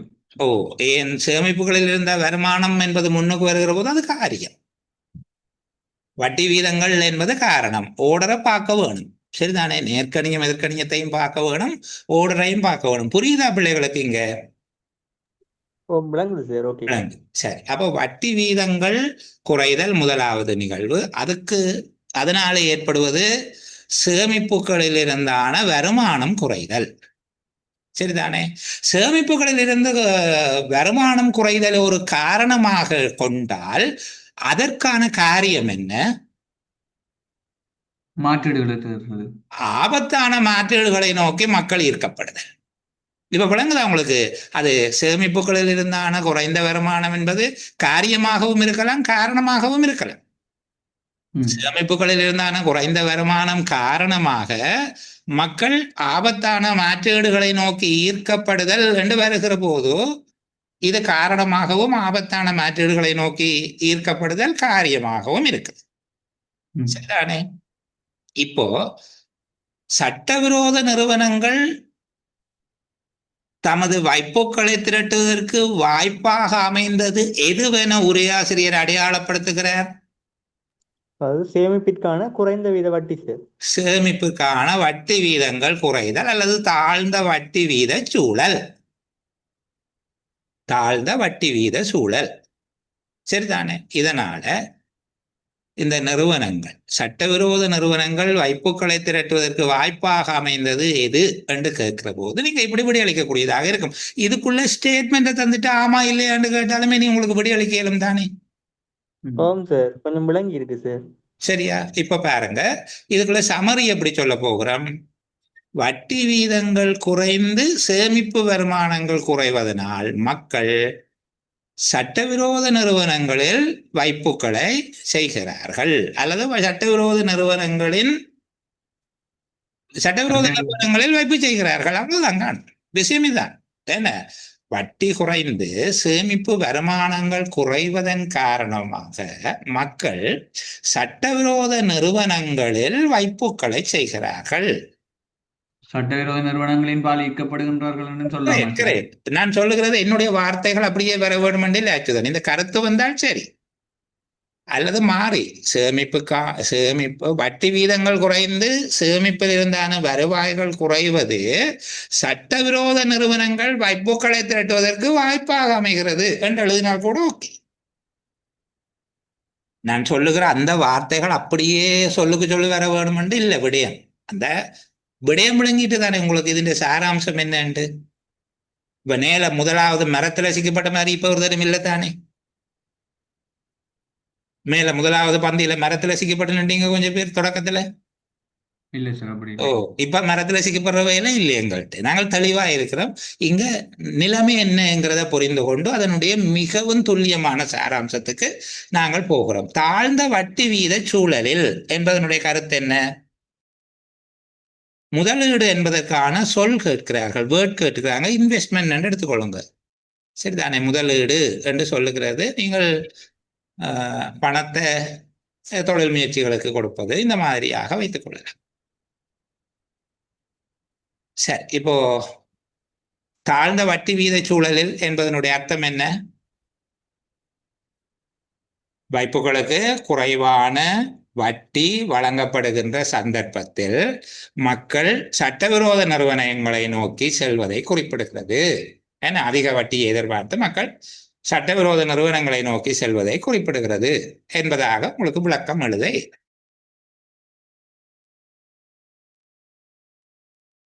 அடுத்த பந்தி போமா? ஆம் சார். சரி, நாலாவது பௌதிக இடைவெளி மற்றும் கடுமையான சுகாதார ஒழுங்கு விதிகள் என்பன பொருளாதாரத்தின் மீது சில நீடித்த விளைவுகளை ஏற்படுத்தும். இவ்வாறான சந்தர்ப்பங்களில் தாழ்ந்த வருமான குடியிருப்புகளின் தாழ்ந்த வருமான தொழிலாளர்களே அதிகம் பாதிப்படையக்கூடியவர்கள் ஆவர். அதாவது முறைசாரா துறை தொழிலாளர்களும் முறைசார்துறை தொழிலாளர்களுக்கு மத்தியில் குறைத்தொழில் பிரிவினரும் அதிக அளவில் பாதிக்கப்படுகின்றனர். திரும்ப வாசிப்போம். பௌதிக இடைவெளி மற்றும் கடுமையான சுகாதார ஒழுங்கு விதிகள் என்பன பொருளாதாரத்தின் மீது சில நீடித்த விளைவுகளை ஏற்படுத்தும்.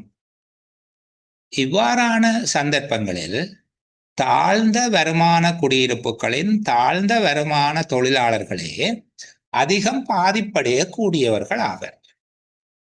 அதாவது முறைசாரா துறை தொழிலாளர்களும் முறைசார் துறை தொழிலாளர்களுக்கு மத்தியில் குறைத்தொழில் பிரிவினரும் அதிக அளவில் பாதிக்கப்படுகின்றனர்.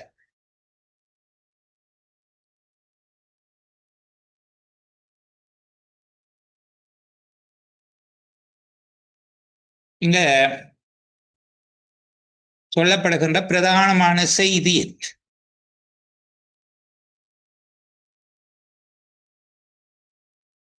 யார் எனக்கு சொல்ல போற திரும்ப ஒரு தடவை வாசிக்கிட்டா. பௌதிக இடைவெளி மற்றும் கடுமையான சுகாதார ஒழுங்கு விதிகள் என்பன பொருளாதாரத்தின் மீது சில நீடித்த விளைவுகளை ஏற்படுத்தும். இவ்வாறான சந்தர்ப்பங்களில் தாழ்ந்த வருமான குடியிருப்புகளின் தாழ்ந்த வருமான தொழிலாளர்களே அதிகம் பாதிப்படையக்கூடியவர்கள் ஆவர். அதாவது முறைசாரா துறை தொழிலாளர்களும். இந்த முறைசாரா துறை தொழிலாளர்கள் என்றால் யார் என்று நான் பிள்ளைகளுக்கு விளங்கப்படுத்தி விடுகிறேன். முறைசாரா துறை என்றால் அவர்கள் ஒரு வேலை வாய்ப்புக்கு பதிஞ்சு அவைக்கு ஒரு புத்தகத்தில் பேரெல்லாம் எழுதி கையெழுத்து வச்சு சம்பளம் எடுக்கிற வகையான வேலைக்காரர் இல்லை. அவை தொழில் வழங்குனரால் பதிவு செய்யப்பட்டு அவர்களுக்கு இந்த இபிஎஃப் இடிஎஃப் என்கிற நிதி பாதுகாப்பு கொடுப்பனவுகள் அதுகள் ஒன்றும் பதிவு செய்யப்பட்டெல்லாம் இருக்காது. அதை வேறு வினம் வேலை செய்து கூட காசை வாங்கி கொண்டு போகணும். இப்போ உங்களோட வீட்டை வந்து சம்பள வேலை செய்து வேலி அடைக்கிறார்கள், மரம் வெட்டுகிறார்கள், இந்த மாதிரியான கூலி வேலை செய்கிறவர்கள் சரிதானே, தேங்காய் பறிப்பவர்கள், அந்த தென்னை மரம் இழுத்து கட்டுறாக்கள், இந்த மாதிரியாக வந்து ஒரு நாள் 2 நாள் வேலை செய்து சம்பளம் வாங்கிட்டு போவாங்க. மரம் முறைஞ்சு போச்சு தண்டா வெட்டுறதுக்கு ஒரு ஆளை கூப்பிடுவீங்க. அந்த மாதிரி ஆக்களைத்தான் முறைசாரா தொழிலாளர்கள் என்று சொல்றோம். முறை சார்ந்தவர்கள் என்றால் முறை சார்ந்த ஆக்கள் பதிஞ்சிருக்கணும். அவை ரெஜிஸ்டர்ல கையெழுத்து வச்சுதான் சம்பளம் எல்லாம் வாங்குவீங்க. கடையில வேலை செய்கிறார்கள், பெருந்தோட்டத்துறையில தோட்ட தொழிலாளர்களாக வேலை செய்பவர்கள் போன்றவர்கள் முறை சார்ந்த தொழிலாளர்கள்.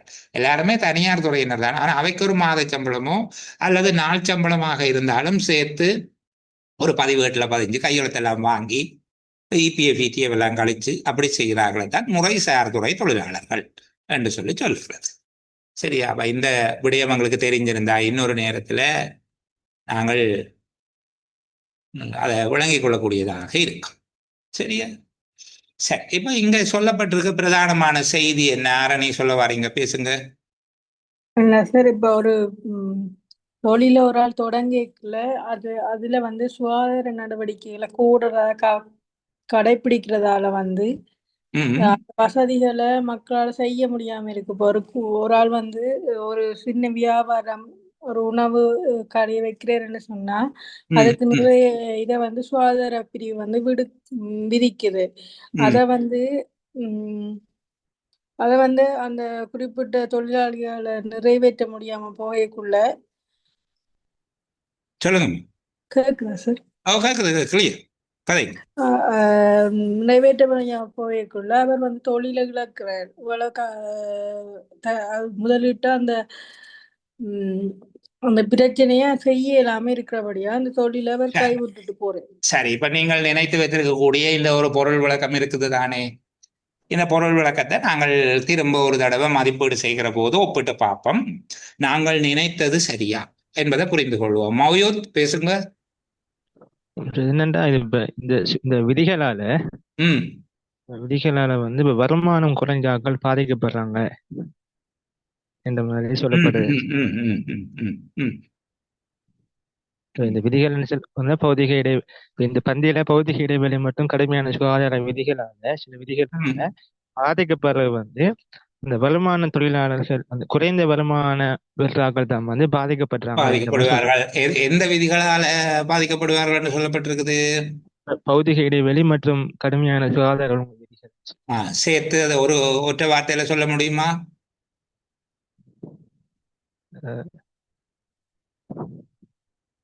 சரி, அப்படியே வச்சுக்கொள்வோம். பௌதிக இடைவெளி மற்றும் சுகாதார ஒழுங்கு விதிகளினால் குறைந்த வருமானம் பெறும் தொழிலாளர்கள் அதிக அளவில் பாதிக்கப்படுகின்றன. அப்படித்தானே? மற்றவர்களும் பாதிக்கப்படுகின்றன. குறைந்த வருமானம் பெறும் தொழிலாளர்கள் அதிக அளவில் பாதிக்கப்படுகிறார்கள்.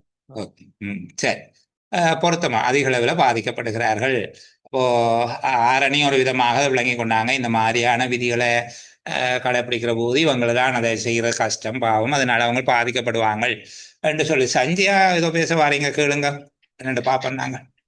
சார், இந்த உலகளாவிய நோய் தொற்று ஒழுங்கு விதிகளுக்குள்ளான சார், இதை பத்தி கதைக்கிறாங்க. பௌதிக இடைவெளி என்கிறது மீட்டரா இருங்கள் என்று கொஞ்சம் காலம் சொல்லி கொண்டு தெரிஞ்சாம். விளங்குதா? பௌதிக இடைவெளி என்கிறது 1 மீட்டர் தள்ளி நில்லுங்கோ என்று சொல்லி பிசிக்கல் டிஸ்டன்ஸ். அது கடுமையான சுகாதார ஒழுங்கு விதிகள்னா மாஸ்க் போடணும், சானிடைசர் கையை கட்டிக்கோணும், என்ன இந்த மாதிரியாக இருக்கிற போது நடமாட்ட கட்டுப்பாடுகள், ஒருவர் தூரமாக இருக்கிறது, பஸ்ஸில் ஒரு சீட்ல இருக்கிறது, இந்த மாதிரியாக சுகாதார விதிகள், நோய் கட்டுப்பாட்டு விதிகள் பின்பற்றப்படுவது பொருளாதாரத்தின் மீது ஏற்படுத்துகிற பாதகமான தாக்கம் யாரை அதிக அளவில் பாதிக்குது? குறைந்த வருமானம் பெறும் தொழிலாளர்கள் தரப்பினரே அதிகம் பாதிக்கிறது. விளங்குதா பிள்ளைகள்? மேல சொல்லப்பட்ட இந்த பௌதிக இடைவெளி மற்றும் கடுமையான சுகாதார ஒழுங்கு விதிகள் என்கிற வார்த்தை அந்த காலத்துல உணரப்பட்ட ஒரு வார்த்தை. அந்த காலத்து உரைப்பகுதியாக இது இருக்கலாம். பௌதிக இடைவெளி என்று சொல்லுகிறது அந்த ஆக்கள் மீட்டரா இருங்கள் என்றெல்லாம் முந்தி ஸ்டிக்கர் ஒட்டி இருந்தது. கனகாலம் இல்லை, ஒரு 3 வருஷத்துக்கு முந்தி. ஏன்னா இப்போ அந்த விடயத்தை சொல்லுங்க அச்சுதன். பௌதிக இடைவெளி மற்றும் கடுமையான சுகாதார ஒழுங்கு விதிகள் என்பன பொருளாதாரத்தின் மீது சில நீடித்த விளைவுகளை ஏற்படுத்தும் என்றது. இப்ப கவர்மெண்ட் எடுக்கிற அந்த நடவடிக்கைகள் எதிர்கால பொருளாதாரத்துல நல்ல விளைவுகள் அல்லது ஒரு சிறப்பான விடயங்களை ஏற்படுத்தும் எடுத்துக்கொள்ளலாம். நாங்கள் ஆரம்பத்துல வாசிக்கிற போது நீடித்த விளைவுகளை ஏற்படுத்தும் என்றால் ஒரு கொஞ்ச காலத்துக்கு தொடர்ற விளைவுகளை உண்டாக்கும் என்று சொல்லுகிறார். இவ்வாறான சந்தர்ப்பங்களில் தாழ்ந்த வருமான குடியிருப்புகள், அந்த குடியிருப்புகள் சொல்ற அந்த டொமஸ்டிக் டீமை சொல்றாங்க, சரிதானே? குறைந்த வருமான மக்களில் தாழ்ந்த வருமான தொழிலாளர்கள் அதிகம் பாதிப்படையக்கூடியவர்களாவர் என்கிற போது நாங்கள் புரிந்து கொள்ளுகிறோம் இந்த விளைவு சாதகமான விளைவாக இருக்க வாய்ப்பில்லை. அதாவது முறைசாரா தொழிலாளர்களும் முறைசார் தொழிலாளர்களுக்கு மத்தியில் குறைத்தொழில் பிரிவினரும் அதிக அளவில் பாதிக்கப்படுகின்றனர் என்கிற போது அப்ப இங்க இந்த மொத்தமா எல்லாருமே பாதிக்கப்படுறாங்க. அப்படித்தானே சார்? எல்லாரும் பாதிக்கப்படுவாங்க. இவங்களுக்கு தான் அந்த எஃபெக்ட் கூட. ஏன்னா இவங்களை ஒரு தொழிலுக்கு கூப்பிட மாட்டாங்க. Okay sir. இவங்களை நீங்க அந்த நேரம் உள்ளுக்கே எடுக்க மாட்டீங்க. கொரோனா தொத்து நீங்களே வெளியில போறையில போய் வந்து காசுக்கு எல்லாம் சானிடைசர் அடிச்சு மஞ்சள் தண்ணிக்குள்ள துவைச்சு எடுத்து அயன் பண்ணி எல்லாம் செய்த நீங்க ஆக்களை உள்ளுக்கு எடுக்கவே மாட்டீங்க. சரி, அப்ப அவங்களுக்கு தான் அதுல ஆக மோசமாக இருந்தது. பௌதிக இடைவெளி மற்றும் சுகாதார ஒழுங்கு விதிகளை பின்பற்றுகிற போது அதிக அளவில் பாதிக்கப்பட்டவர்கள் நாளாந்த கூலி தொழிலாளர்கள். அதுபோல முறைசாரா துறைகள்ல குறைத்தொழில் பிரிவினர் தான் இந்த மூட தூக்குற இந்த மாதிரியான வேலைகளை செய்கிற கொஞ்சம் பாதிக்கப்படக்கூடிய இலகுவில் பாதிக்கப்படக்கூடிய தரப்பினர். அப்ப அதை வைத்து கொண்டுதான் நாங்கள் சொல்லுகிறோம் இந்த சுகாதார விதிமுறைகள். சரி, நாங்கள் நோய் கட்டுப்பாடு என்று புரிந்து கொள்ளாவிட்டால் கூட பரவாயில்ல. சுகாதார விதிமுறைகளினால் பொருளாதாரத்தின் மீது ஏற்படுகின்ற பாதகமான தாக்கத்தினால் குறைந்த வருமானம் பெறும் தொழிலாளர் அதிக அளவில் பாதிக்கப்படுகின்றனர் என்பதாக விளக்கம் எழுதுகிறார். அதை போல்ட் பண்ணி விட்டான். பௌதிக இடைவெளி மற்றும் கடுமையான சுகாதார ஒழுங்கு விதிகள் என்று சொல்லி இந்த இடத்துல சிக்கிடுவோம் நான். சரியா ஃபாத்திமா, சொல்லுங்க.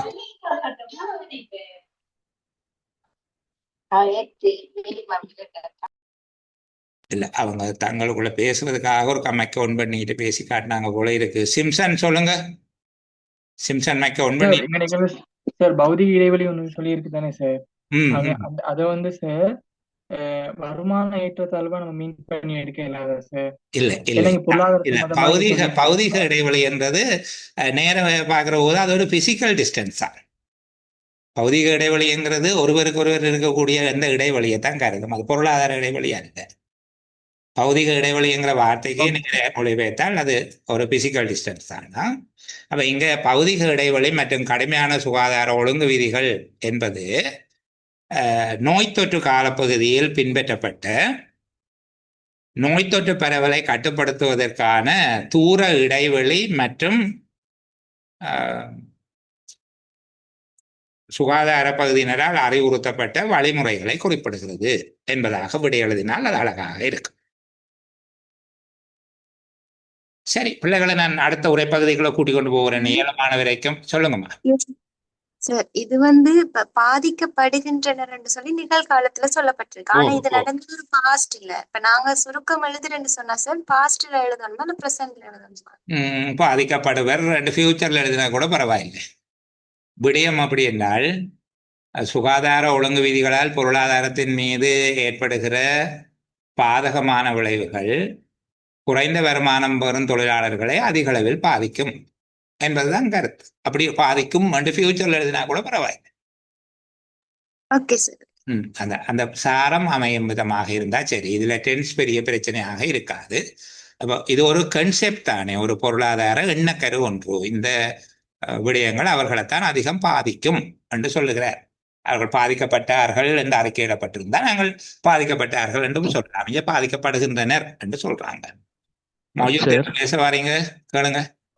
சரி, இப்ப இந்த பௌதிக இடைவெளி மற்றும் கடுமையான சுகாதார ஒழுங்கு விதிகள் என்று இப்ப செல்லக்குள்ளேயே இப்ப பாதகமான விளைவுகளினால் சொல்லித்தானே செல்றோம். இது வந்து இதால வந்து எனக்கு பாதகமான விளைவு ஏற்படலையே. இப்ப அதனால இப்ப குறைந்த வருமானம் பெறலாக்கள் வந்து பாதிக்கப்படுறாங்க. ஆனா இப்ப அந்த காரணத்தால வந்து பாதகமான விளைவு தான் ஏற்படும் செல்லாமல் இருக்கு.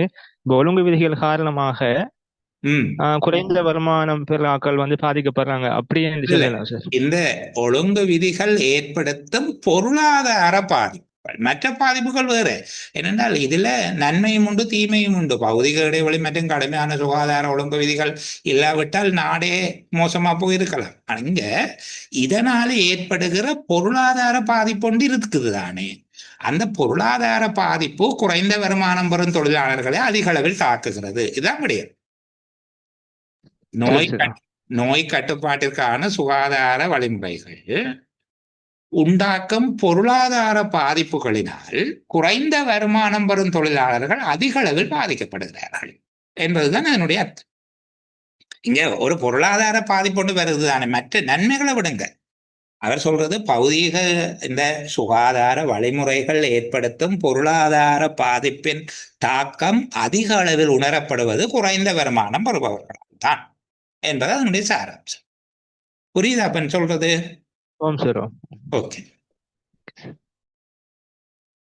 அடுத்த உரைப்பகுதி இது கொஞ்சம் வேறு ஒரு பகுதி. இதுவரைக்கும் கொஞ்சம் பொருளாதாரம் சார்ந்து யோசிச்சு கொண்டு தான் இப்போ வேறு ஒரு லீகல் ஏரியாவுக்கு போகிறாங்க. சரிதானே? அதையும் பார்ப்போம். செய்தி நிரூபராக நீங்கள் கடமையாற்றும் போது நிரூபர் சரியா தெரியல. நான் இப்படிதான் இருக்குது வாசிப்போம். நாங்கள் செய்தி நிரூபராக நீங்கள் கடமையாற்றும் போது செய்திகளில் உள்ள விவாத விடயங்கள் தொடர்பாக தமது சொந்த முடிவுகளை செய்வதற்கான விவேகமும் ஆற்றலும் படைத்தவர்கள் உங்களுடைய வாசகர்கள் என்று நீங்கள் கருதி கொள்ள வேண்டும். உங்களுடைய வாசகர்கள் விவேகமான முடிவுகளை செய்வதற்கான உண்மைகளை சேகரித்து அறிவித்தலே நிரூபர் என்ற முறையில் உங்களுடைய பணியாகும். அவர்களுக்கான முடிவுகளை நீங்கள் செய்வதல்ல. உங்களுடைய அபிப்பிராயத்தை பிரதிபலிக்கக்கூடிய அடைமொழிகளையும் சுட்டிகளையும் தவிர்க்க வேண்டும். இவை அவசியமற்றவை, செம்மையற்றவையாகவும் இருக்கலாம். எதிரான கருத்துக்களை கொண்டுள்ள வாசகர்களை அனாவசியமாக கோபத்திற்குள்ளாக. திருப்பியும் வாசிப்போம்.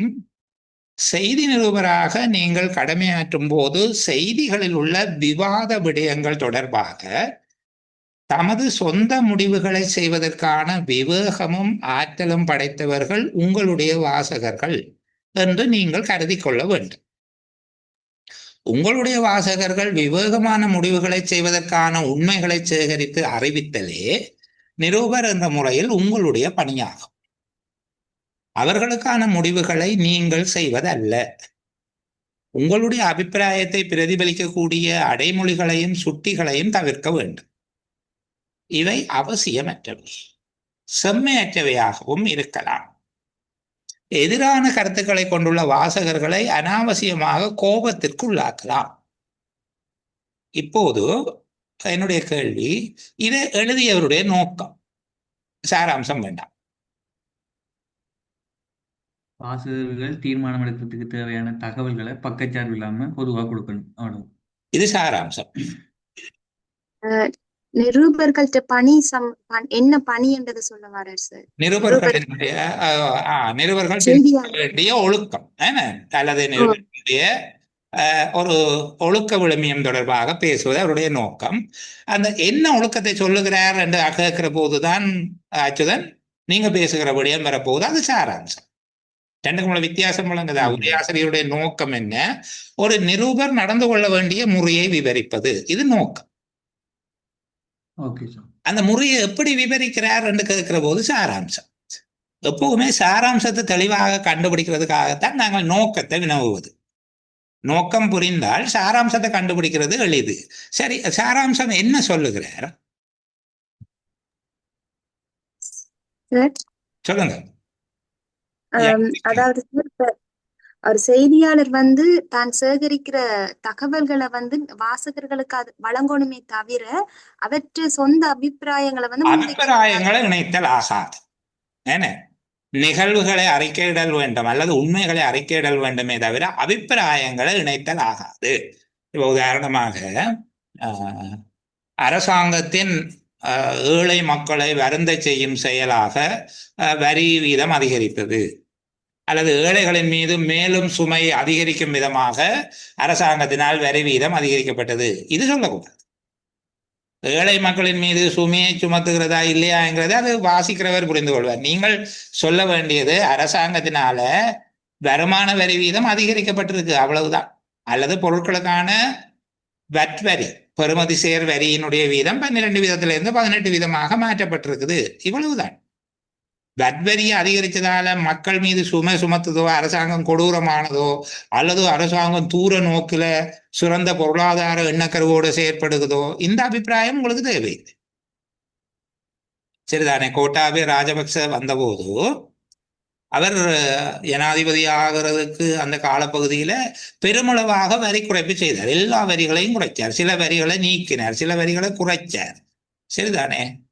அப்போ சில வரி தொகைகளை மேலே கொண்டு போனார். இப்போ 1 லட்சம் ரூபாய்க்கு வருமான வரி என்றால் 1 லட்சம் தொகை இல்லை, 2 லட்சம் வந்தால் தான் வருமான வரி என்றது மாதிரியாக வருமான வரி எல்லைகளை உயர்த்தினார். இப்படியெல்லாம் செய்கிற போது நாங்கள் அதை மட்டும் சொல்ல வேண்டியதுதான்.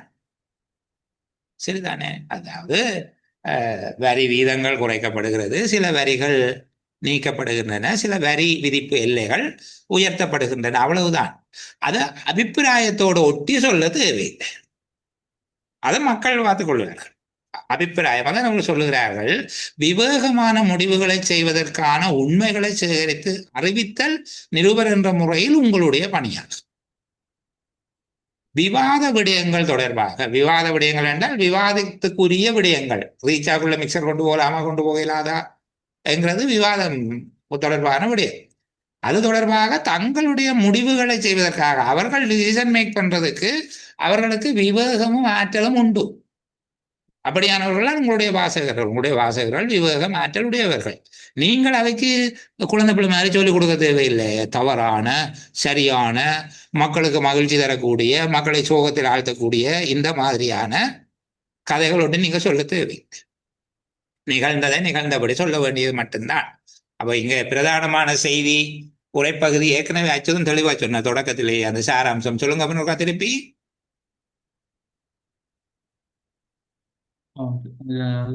செய்தி நிருபர்கள் எந்த விதமான பக்கச்சார்பும் இல்லாம பொதுவான விடயங்களை மட்டும் வாசகர்களுக்கு வழங்கணும். தங்கள் அபிப்பிராயம் கலக்காமல் நிகழ்வுகளை அறிக்கையிடுதல் வேண்டும். செய்தி நிருபர்கள் தமது அபிப்பிராயம் கலக்காமல் நிகழ்வுகளை மட்டும் அறிக்கையிடுதல் வேண்டும். அறிக்கையிடுதல் ரிப்போர்ட் பண்றது, அறிக்கையிடுதல் வேண்டும். இதுதான் சாராம்சம். பெரிய பந்தி கஷ்டம் மாதிரியாக அப்படியெல்லாம் இருந்தது, ஆனால் அப்படி அல்ல.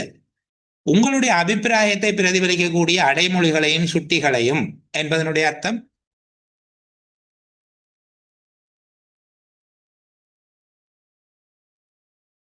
உங்களுடைய அபிப்பிராயத்தை பிரதிபலிக்கக்கூடிய அடைமொழிகளையும் சுட்டிகளையும் அது எங்களோட தனிப்பட்ட கருத்து சார். செய்திகளை கூறும்போது அவற்றோடு நிருபர்கள் தங்களுடைய தனிப்பட்ட கருத்துக்களை உள்ளடக்கியதாக செய்தியிடுதல் ஆகாது. சரிதானே? செய்திகளை வழங்கும் போது நிருபர்கள் தங்களுடைய சொந்த கருத்துக்களை அவற்றோடு இணைத்து செய்தியிடுதல் ஆகாது என்பது இங்க சொல்லப்பட்டிருக்கு. இதை சொன்னோம்டா போதும். இன்னும் 2-3 விடயங்கள் சில பந்திகள் இருக்குது.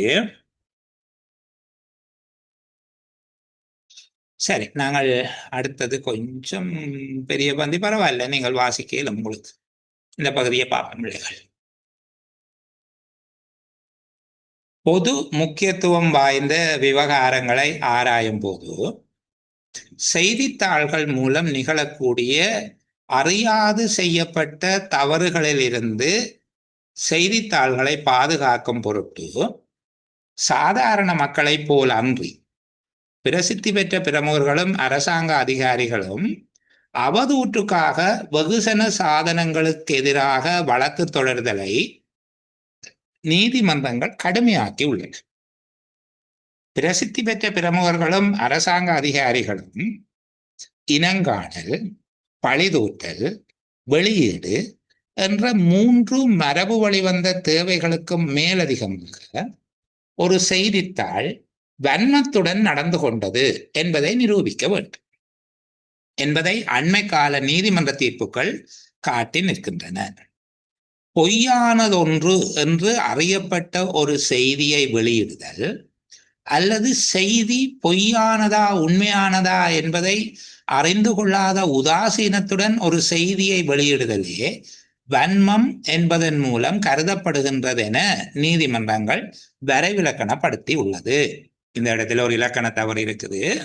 நீதிமன்றங்கள் வரைவிலக்கணப்படுத்தி உள்ளன என்று இருக்க வேண்டும். எழுவாய் நீதிமன்றங்கள் என்று பன்மையில் இருக்கிற போது வரைவிலக்கணப்படுத்தி உள்ளது என்று சொல்லுகிறது ஒரு இலக்கண தவறு. இப்படி தந்து போட்டு கூட பிள்ளைகளை திருத்தி எழுதுங்க என்று கேட்கிறது உண்டு. சரிதானே? அதுல நீங்கள் திருத்தமாக எழுதக்கூடியதாக இருக்க வேண்டும். சில வேளைகளில் இவ்வளவு பெரிய பந்தியை தராவிட்டாலும் ஒரு சிறியதை தந்து போட்டு என்பதன் இடையில சின்ன விடயங்களை பிழையாக தந்து சரியாக திருத்தி எழுத சொல்லி கேட்கிறதும் இருக்குது. குறிப்பாக எம்ஏ எக்ஸாமுக்கு அப்படியான வினாக்களை நீங்கள் எதிர்பார்க்கலாம். ஒரு 5 வசனங்களை அந்த வகையில தரலாம், அல்லது சிறிய சிறிய வசனங்கள் 3 வசனங்கள் தந்து போட்டு 3ஐயும் சேர்த்து ஒரே வசனமாக எழுதும்படி கேட்கலாம். இப்போ உங்களுக்கு அது எல்லாம் ஒரு சின்ன விஷயம் என்ன ஜுஜூபி. ஏன்னா இந்த பெரிய பந்தியே உங்களால் சேர்த்து இப்போது தனி வாக்கியமாக எழுத முடியும் என்றால் 3 வாக்கியங்களை சேர்த்து எழுத முடியும். ஆனால் அங்கே ஒரு பிரச்சனை உண்டு வரும் பிள்ளைகள். அந்த 3 வாக்கியங்களையும் ஒழுங்கு முறையில் தர மாட்டார்கள். முன்னுக்கு வர வேண்டிய விடயத்தை 3வது வாக்கியமாகவும், சில வேளையில பின்னுக்கு வர வேண்டிய விடயத்தை 2வது வாக்கியமாகவும், நடுவிலே வர வேண்டிய விடயம் 1வது வாக்கியமாகவும் தருவார்கள். அந்த விஷயத்துல கொஞ்சம் கவனம் எடுக்க வேண்டும்.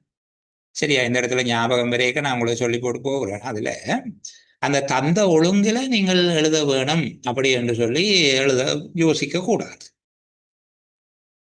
சில வேளையில அந்த நிகழ்வு ஒழுங்கு மாறியதாக தந்திருக்கலாம். உதாரணமா ஒரு பெண் ஒருவருடைய பெயரை சொல்லப்பட்டு அவர் வெளிநாடு சென்று சம்பாதித்த பின்னர் தன்னுடைய திருமணத்தை புரிந்து கொண்டார் என்று 1வது வசனம். 2வதாக தன்னுடைய பொருளாதார நிலை மேம்படும் வரையில் தான் திருமணம் செய்வதில்லை என அந்த குறித்த பெண்ணினுடைய பெயர் சொல்லி அவர் தீர்மானித்தார் என்று சொல்லி 3வது வசனமாக அவருடைய பெயர் சொல்லி அவர் பொருள் தேடுவதற்காக வெளிநாடு சென்று சில வருடங்களாக கஷ்டப்பட்டு அதிக பணம் சம்பாதித்தார் என்று சொல்லுவார்.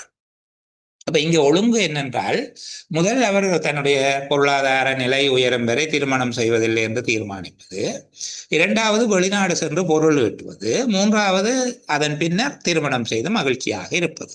இப்ப இந்த ஒழுங்கில அந்த வார்த்தைகளை, அந்த வசனங்களை நீங்கள் ஒன்று சேர்த்து எழுத வேண்டி இருக்கும். அந்த தந்த ஒழுங்கில எழுதினீங்கள் என்றால் ரொம்ப மோசமான ஒரு பதில் கொடுத்துடுவீங்க.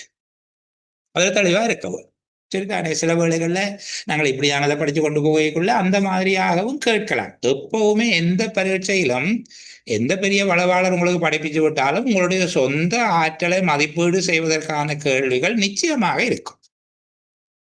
சேர் படிப்பிச்சதை நான் எழுதி போட்டு வந்தேன் என்று சொல்லுகிற மாதிரி இல்லை. ஒரு ஆட்சேர்ப்பு செய்வதற்கான போட்டி பரீட்சைகளை சர்வ நிச்சயமாக உங்களுடைய சொந்த ஆற்றலை அளவீடு செய்வதற்கான வினாக்கள் அங்கு இருக்கு. இல்லாவிட்டால் அந்த பரீட்சை தோல்வி அடைந்த ஒரு பரீட்சை ஆகிவிடும்.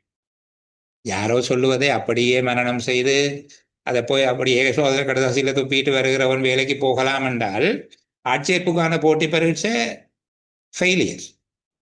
நான் அதனாலதான் பல இடங்களையும் சொல்லுகிறேன், வினாக்களை பற்றி பேசுவது என்னுடைய நோக்கம் அல்ல. என்னுடைய பிள்ளைகள் எந்த உரைப்பகுதியை தந்தாலும் அதை பிரித்து மேய்ஞ்சு அதுக்குள்ள ஊடு சுழி பார்த்து அதனை ஐயம் திரிவு என்கிற ரெண்டு குறைபாடுகளும் இல்லாமல், ஐயம் என்பது அவர் சொல்லுவது வேறு ஏதோ, நீங்கள் வேறு ஏதோ புரிந்து கொள்வது. திரிவு என்பது ஐயம் என்கிறது அவர் சொல்லுகிறது உங்களுக்கு விளங்காமல் இருக்கிறது. திரிவு என்றது அவர் ஏதோ ஒன்றை சொல்ல நீங்கள் ஏதோ ஒன்றை விளங்கி கொள்கிறது. அப்ப இந்த ஐயம் திரிவு என்கிற ரெண்டு குறைகளும் இல்லாமல் உங்களால் அதை புரிந்து கொள்ள முடியுமாக இருந்தால் சரிதானே, அது பொருத்தமானதாக இருக்கு. அந்த வகையிலான உரைப்பகுதிகளை வரையக்குள்ள நாங்கள் பார்ப்போம். ஒரு சகோதரி ஒரு வினா ஒன்று போட்டிருக்கிறாங்க. சரி பார்ப்போம்.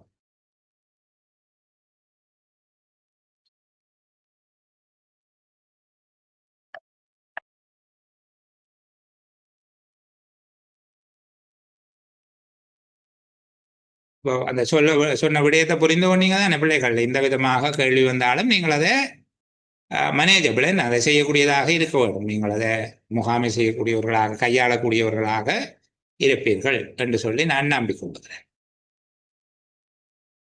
இது ஒரு உள்ளூர் வினாத்தாள் ஒன்று தான். இந்த பிள்ளை போட்டிருக்கிறாங்க. போட்டோ பெருப்பிக்கிற போது கிளியராக இல்லை போல. சரி பார்ப்போம். இதுதான் அந்த நான் சொன்ன மாதிரியான கேள்வி. நான் இங்கே பார்த்த ஞாபகத்துல தான் அதை பேசினேன்.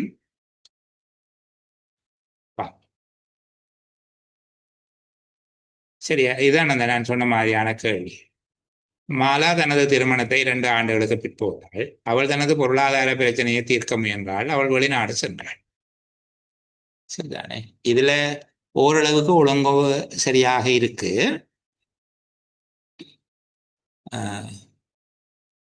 மாலா தன்னுடைய திருமணத்தை 2 ஆண்டுகளுக்கு பிற்போட்டாள். அவள் தனது பொருளாதார பிரச்சனையை தீர்க்க முயன்றாள். வெளிநாடு சென்றாள். மாலா தன் திருமணத்தை 2 ஆண்டுகளுக்கு பிற்போட்டு பொருளாதார பிரச்சனையை தீர்ப்பதற்காக வெளிநாட்டுக்கு சென்றாள் என்பதாக இந்த ஒழுங்கிலேயே எழுதலாம். சில வேளைகள்ல அந்த வாக்கியங்கள் மாறி வரலாம். அப்படி மாறி வருகிற போது அதை பிரயோகிக்கக்கூடியதாக இருக்கும். குறிப்பிட்ட சில நிதி நிறுவனங்கள் வாடிக்கையாளர்களுக்கு கவர்ச்சிகரமான வட்டி வீதத்தை அறிமுகப்படுத்தின. வாடிக்கையாளர் பெருமளவு பணத்தை முதலிட்டனர். நிதி நிறுவனங்கள் வாடிக்கையாளரின் தேவைகளை நிறைவு செய்யவில்லை. இதுவும் ஒழுங்குல தான் இருக்கு. சில நிதி நிறுவனங்கள் கவர்ச்சிகரமான வட்டி வீதத்தை அறிமுகப்படுத்தியதால் வாடிக்கையாளர் பெருமளவு பணத்தை முதலிட்ட போதும் அவை வாடிக்கையாளரின் தேவைகளை நிறைவு செய்யவில்லை என்பதாக உங்களுடைய விடையை அமைத்துக் கொள்ளக்கூடியதாக இருக்கு. சரி, அப்ப நாங்கள் அடுத்த இந்த உரைப்பகுதிக்குள்ள போவோம் பிள்ளைகள். இதுல சொல்லப்பட்டிருக்கக்கூடிய விடயம், இத உரையாசிரியர் பிரதானமாக பேசுகிற செய்தி அல்லது இது எழுதின நோக்கத்தையும் பார்ப்போமே. என்ன நோக்கத்துக்காக எழுதி இருக்கிறார் என்று பார்த்துட்டு அங்கே போவோம். இது ஏன் எழுதுகிறார், இந்த உரைப்பகுதி எழுதியதனுடைய நோக்கம் என்ன? ஒரு தடவை அக்கௌண்ட் பண்ண இல்லை, எல்லாரும் தப்பி ஓடிட்டாங்க. நான் ஏதோ 5 வசனம் படித்த உடனே எல்லாம் நல்லா வந்துட்டாங்க என்று சொல்லி யோசிச்சேன். சரி பரவாயில்ல, டேவிட் வந்திருக்கார். டேவிட் சொல்லுங்க. அச்சுதன் சாரம் கொஞ்சம் வெயிட் பண்ணுங்க சார். அதாவது இதில் சொல்லியிருக்க முக்கியமான விஷயம் செய்தித்தாள்கள் ஒழுக்கம் மற்றும் சட்ட ரீதியான தன்மை சார். செய்தித்தாள்களினுடைய ஒழுக்கம் மற்றும் சட்ட ரீதியான தன்மை. சரி, அச்சுதன். அதாவது செய்தித்தாள்கள் சின்ன பிள்ளைகளையும் இந்த சில அரசாங்க பிரமுகர்கள் அதை எது வன்மம் கண்டு அவங்களால் இனங்கண்டு கொள்ள இல்லாம அதுக்கு அது மேல பழிது விட்டுறாங்க. அதோட சில சட்ட நடவடிக்கைகளை மேற்கொள்றாங்க. அதற்கு எதிரானதாக நீதிமன்றங்கள் பாதுகாக்கிறதுக்காக வேண்டிய, அதாவது செய்தித்தாள்களை பாதுகாக்கிறதுக்காக வேண்டி மேற்கொள்ற நடவடிக்கைகளை பற்றி சொல்றாங்க. இங்க உரையாசிரியர் வெளிப்படுத்த விரும்புகிற பிரதானமான விடயம் மயூரன் சொல்லுங்க. செய்தித்தாள்களை பாதுகாத்தல் சார், செய்தித்தாள்கள் வந்து ஒரு விடயத்தை பற்றி சரியான முறையில் ஆராய்ந்து கொள்ளாம செய்திகளை வெளியிடக்கூடாது. முற்று முழுதாக ஒரு செய்தியின் படி உண்மைத்தன்மையை தெரிஞ்சு கொள்ளாம பொய்யான செய்திகளையோ அல்லது தவறான செய்திகளையோ வழங்கக்கூடாதுங்கிறது நோக்கமாக இருக்குது. பரவாயில்ல. வேற யாராவது? யானோ சிம்சன் சொல்லுங்க. யானோ சொல்லுங்க பாப்ப முடிய சிம்சன் கொடுப்போம். எந்த விளங்கிக் கொண்டது படி சார், அரசாங்க அதிகாரிகள் வந்து நீதிமன்றத்தின் டைமை வந்து வேஸ்ட் பண்ற மாதிரி இருக்கு. சிம்சன் பேசுங்க சார். வெகுசன சாதனங்களுக்கு அந்த சுயாதீனத்தன்மை பாதிக்கப்படுற வகையில வந்து பிரசித்தி பெற்ற பிரமுகளால வந்து வழக்கு தொடர்றாங்க. அதனாலதான் ஒரு சுயாதீனத்தன்மை வந்து பாதிக்கப்படுறதா நோக்கமா இருக்கு. சுயாதீனத்தன்மை வந்து பாதிக்கப்படுது சார். பாதிக்கப்படுது என்று சொல்றீங்களா? பாதிக்கப்படுற வகையில வந்து இவங்க வந்து வழக்கு தொடர்றார்கள் என்று சொல்லப்பட்டிருக்குது. சரி, பார்ப்போம். நான் எதிர்பார்த்த விட வரையில்லை. நீங்க கொஞ்சம் யார் பேச போறது? சஃப்ரானா, கதைங்க. பிரசித்தி பெற்ற பிரமுகர்களும் அரசாங்க அதிகாரிகளும் வெகுசன சாதனங்களுக்கு எதிராக வழக்கு தொடர்தலுக்கான நீதிமன்றங்களோட வரையறைகளை பத்தி பேசுறாங்க. இதன் மூலமாக கிடைத்த விளைவு என்ன? என்னென்ன காரணங்களால மட்டும்தான் இவங்க வழக்கு தொடர இயலும் அப்படின்னு. அதான், அப்படி இந்த காரணங்கள் இருந்தால் மட்டும்தான் வழக்கு தொடரலாம் என்ற நிலைமை இருப்பதன் காரணமாக அடைய பெற்றுள்ள விளைவு என்ன? இந்த உரைப்பகுதி யாருக்கு சார்பாக அமைந்திருக்குது? செய்தித்தாள்களுக்கு ஒரு வகையான பாதுகாப்பு நீதித்துறையினால் வழங்கப்படுகிறது என்பதை பேசுவது உரையாசிரியருடைய நோக்கமாக இருக்கு. செய்தித்தாள்களுக்கு நிலக்ஷி கதைங்க, கைதூக்குறீங்க, ஒன் பண்ணிட்டு பேசுங்க மைக்க. சார், இது வந்து ஊடகத்துறையிட்டு உண்மைத்தன்மையை விளக்குறதாகவும் நீதிமன்றத்தொட்டு சட்டம் இருக்கு அப்படின்னு சொல்லலாம் தானே சார்? சொல்லல. இங்க உரையாசிரியருடைய நோக்கம் இங்கு குறிப்பாக செய்தித்தாள்களை தான் சொல்லுகிறார். பத்திரிகைகள் ஏன்னா பத்திரிகைகளுக்கான ஒரு சட்ட ரீதியான பாதுகாப்பு இருக்கிறது என்பதை பேசுவது அவருடைய நோக்கமாக இருக்கிறது. எந்த விடயத்துல சட்ட ரீதியான பாதுகாப்பு இருக்கிறது? எந்த விடயத்துல சட்ட ரீதியான பாதுகாப்பு இருக்கிறது?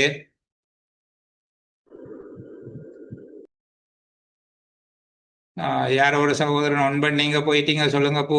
யாரு? முகமட். வெகுசன சாதனங்களுக்கு எதிராக வழக்கு தொடர்வதில்லை. முகமது ஷியான். ஓகே, முகமது ஷியான் வந்தீங்க, சொல்லுங்க கேப்போம். அந்த 3 விடயங்களையும் பின்பற்றணும்ன்றதுல சார், இனங்காணல், பழித்தூற்றல், வெளியீடு, இதை தாண்டி அவங்க போகக்கூடாதுன்றது. இதை தாண்டி போகக்கூடாது. நீங்க சொல்லுங்க சியான். அறியாது செய்யப்பட்ட தவறுகளிலிருந்து செய்தித்தாள்களை பாதுகாக்கிறது. அறியாது செய்யப்பட்ட தவறுகளிலிருந்து செய்தித்தாள்களை பாதுகாப்பது நீதிமன்றங்களினுடைய நோக்கமாக இருக்கிறது. சரிதானே? அறியாமல் செய்த தவறுகளிலிருந்து நீதிமன்றங்களை செய்தித்தாள்களை பாதுகாப்பது நீதிமன்றங்களின் நோக்கமாக இருக்கிறது. அந்த நோக்கத்தை அடையும் பொருட்டு நீதிமன்றம் மேற்கொண்ட நடவடிக்கை என்ன?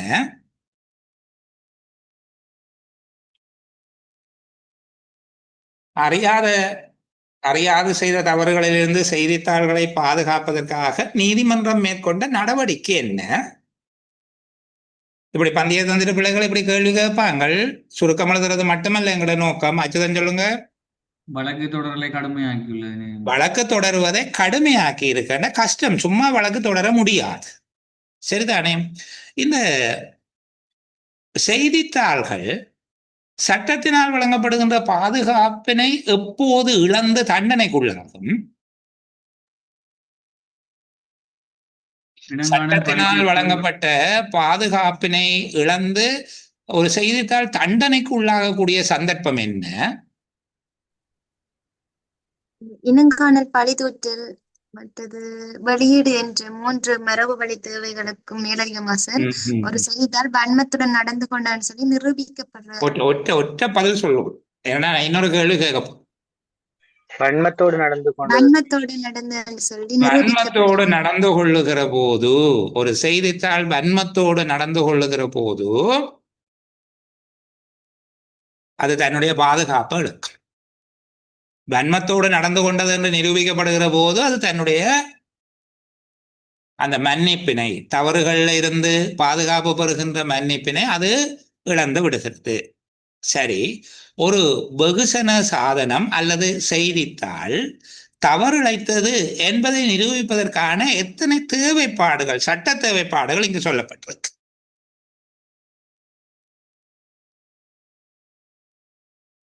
ஒரு செய்தித்தாள் தவறு செய்தது என்பதை நிரூபிப்பதற்கான எத்தனை தேவைப்பாடுகள் இங்கு சொல்லப்பட்டிருக்கு? 2 தேவைப்பாடு. சொல்லுங்க, என்னன்னு கேட்போம். பொய்யான செய்திகளை வெளியிடுறதும் அதோட பொய்யா உண்மையான அறியாம உதாசீனத்தோடு வெளியிடுறது. சரி, வேறு யாராவது? ஒரு செய்தித்தாள் தவறளித்துள்ளது என்பதை நிரூபிப்பதற்கான சட்ட ரீதியான தேவைப்பாடுகள் எத்தனை சொல்லப்பட்டிருக்கீங்க? ஒருத்தரும் சொல்ல இல்லைன்னா நான் யாரையாவது தேடி பிடிச்சு கேட்க வேண்டி இருக்கும். ஒன்றும் செய்யலாது. 3. அந்த 3ஐயும் கேட்போமா கோபிகா? என்னன்னு பாப்போமா? சொல்லுங்க. அந்த பிரசித்தி பெற்ற பிரமுகர்களும் அரசாங்க அதிகாரிகளுக்கும் இனங்காணல், பழிதூற்றல், வெளியீடு என்ற 3 மரபு வழி வந்த தேவை. 3 மரபு வழி தேவைப்பாடுகளையும் நிரூபித்தால் போதுமானது. சரி, வேறு விடைகள் யாராவது பிள்ளைகள்?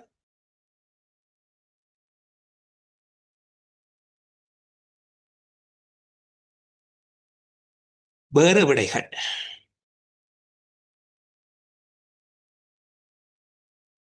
லோஜினி பேசுங்க. வந்ததுக்கு பேசவே இல்லை. கேட்போம் அந்த பிள்ளைகிட்ட. இனி நான் தேடி பிடிச்சு கொஞ்சம் பேரை கேட்க போறேன். சஞ்சயா,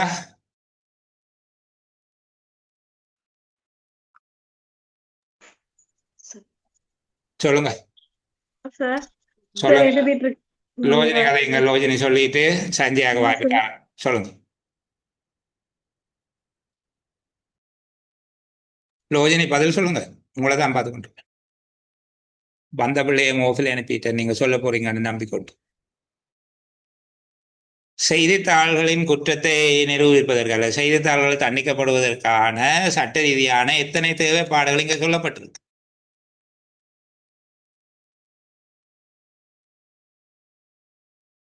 சஞ்சயா பேசுங்க. அவங்க இங்க ஓடி போயிட்டாங்க. பரவாயில்ல. 1 சார். 1ஆ? ஆமாம் சார். இது இந்த இனங்காணப்பட்ட இந்த தவறுகளை நிரூபிக்கணும். அவங்க நிரூபிக்க வேண்டும் என்று சொல்லப்பட்டிருக்கு. உங்களுக்கு ஏன் நம்பிக்கை இல்லைன்னு சொல்லுகிற போது ரொம்ப மெல்லிசாவே சொல்லுவோம். அந்த வளமையான கம்பீரம் அப்படி சொல்லுற மாதிரி இருக்கு. இல்லை, என்னமோ கேட்டுட்டீங்க, நாம ஏதோ சமாளிப்போம். செந்தூரா பேசுங்க.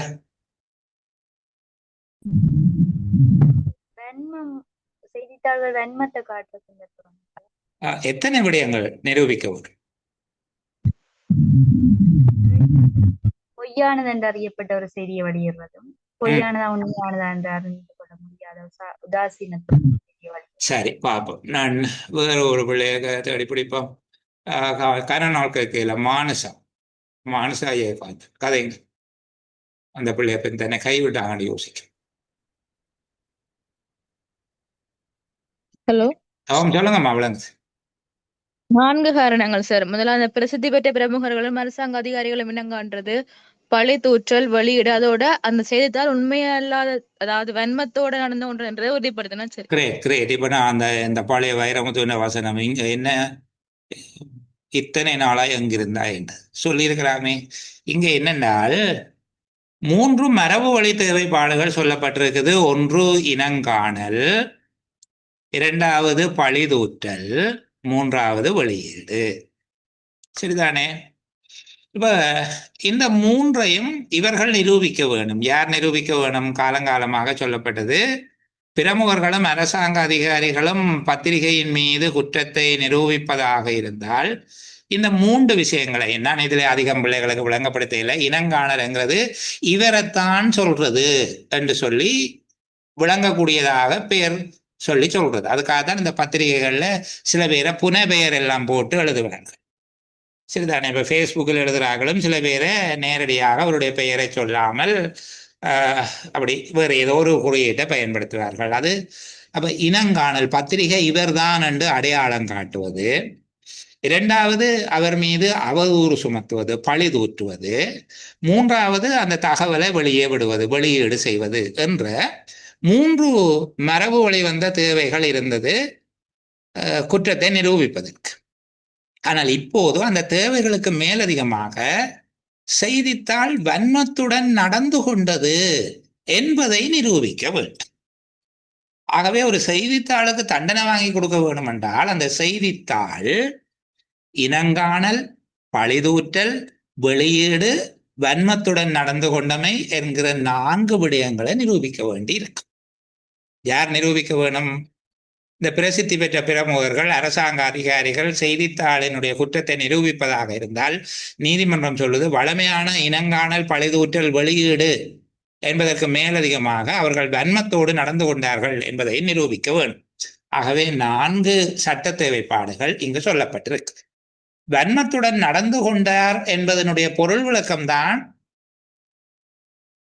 பொய்யானதென்று அறிந்த ஒரு செய்தியை வெளியிடுவது, அல்லது பொய்யா மெய்யா என்பதை உறுதிப்படுத்தாமல் எழுந்தமானமாக வெளியிடுவது. பொய்யானதென்று தெரிஞ்சு கொண்டு வெளியிடுகிறது, அல்லது பொய் உண்மை பற்றி உறுதிப்படுத்தாமல் செய்தியை வெளியிடுவது வன்மத்துடன் நடந்து கொண்டது என்பதாக அமையும். இப்ப இந்த உரைப்பகுதியினுடைய பிரதானமான சாராம்சம் பிள்ளைகள், அறியாமல் நிகழ்ந்த தவறுகளிலிருந்து செய்தித்தாள்களை பாதுகாப்பதற்காக அவதூறு வழக்குகளின் சட்ட தேவைப்பாடுகள் கடுமையாக்கப்பட்டுள்ளது. அறியாமல் செய்த தவறுகளிலிருந்து செய்தித்தாள்களை பாதுகாப்பதற்காக சட்ட தேவைப்பாடுகள், அவதூறுக்கு எதிரான வழக்கு தொடரும் சட்ட தேவைப்பாடுகள் கடுமையாக்கப்பட்டுள்ளது. வெகுசன சாதனங்களுக்கு எதிராக வழக்கு தொடர்தலை நீதிமன்றங்கள் கடுமையாக்கியுள்ளன என்பதனுடைய பொருள், செய்தித்தாள்களுக்கு எதிராக வழக்கு தொடர்தல், அதை நிரூபித்தல் என்பது இலகுவான காரியமாக அல்ல. என இலகுவான காரியமாக இல்லை என்பதை குறிப்பிடுகிறது. வெகுசன சாதனங்களுக்கு எதிராக வழக்கு தொடர்தல் என்பது கடுமையான சட்ட தேவைப்பாடுகளை அல்லது இலகுவானவை அல்லாத சட்ட தேவைப்பாடுகளை கொண்டதாக இருப்பதை குறிப்பிடுகிறது. சரி, நாங்கள் இந்த அளவோடு இன்றைக்கு நிறைவு செய்து கொள்ளலாம். எனக்கு சில அபிப்பிராயங்கள், ஒரு 57-58 பேர் இருந்தாங்க. ரொம்ப குடும்பத்தை தாங்கிற தூண்களாக இருக்க வேண்டும் போல அவங்களெல்லாம் தப்பி ஓடி போயிட்டாங்க. நாம ஆர்வமாக இருக்கிறவர்களுக்கு சொல்லிக் கொடுப்போம். சரி, எனக்கு அபிப்பிராயம் சொல்லுங்க. இந்த செஷன் பிரயோசனமா இருந்தாப்படி பர்சா? ஓம் சார், நிச்சயம் பிரயோசனம் இருந்துச்சு. ஏதாவது விளங்கிச்சது வந்தது அப்படியா? ஓம் ஓம், நல்ல விளக்கம். சரி, நல்லது. நாங்கள் தொடர்ந்து வருகிற வார நாட்கள்ல தவிர வார இறுதி நாட்கள்ல சனி ஞாயிறு பிற்பகல் வேளைகளில் 3 மணிக்கு ஒவ்வொரு செயலமர்வை போடுவோம். எங்களுக்கு பரீட்சை கிட்ட இருக்கிறபடியால மற்றது பிள்ளைகள் அந்த இலக்கண பகுதி, மரபு தொடர், அது இது என்று சொல்லி இருக்கிறது, கட்டுரை எழுதுறது, கடிதம் எழுதுறது, சுருக்கம் எழுதுறது சார்ந்த என்னுடைய வீடியோஸ் குரூப்ல தொடர்ந்து போட்டு கொண்டிருப்பேன். தயவு செய்து அவற்றையும் இப்படி வகுப்புல இருக்கிற இதே உணர்வோட படிச்சு கொள்ளுங்க.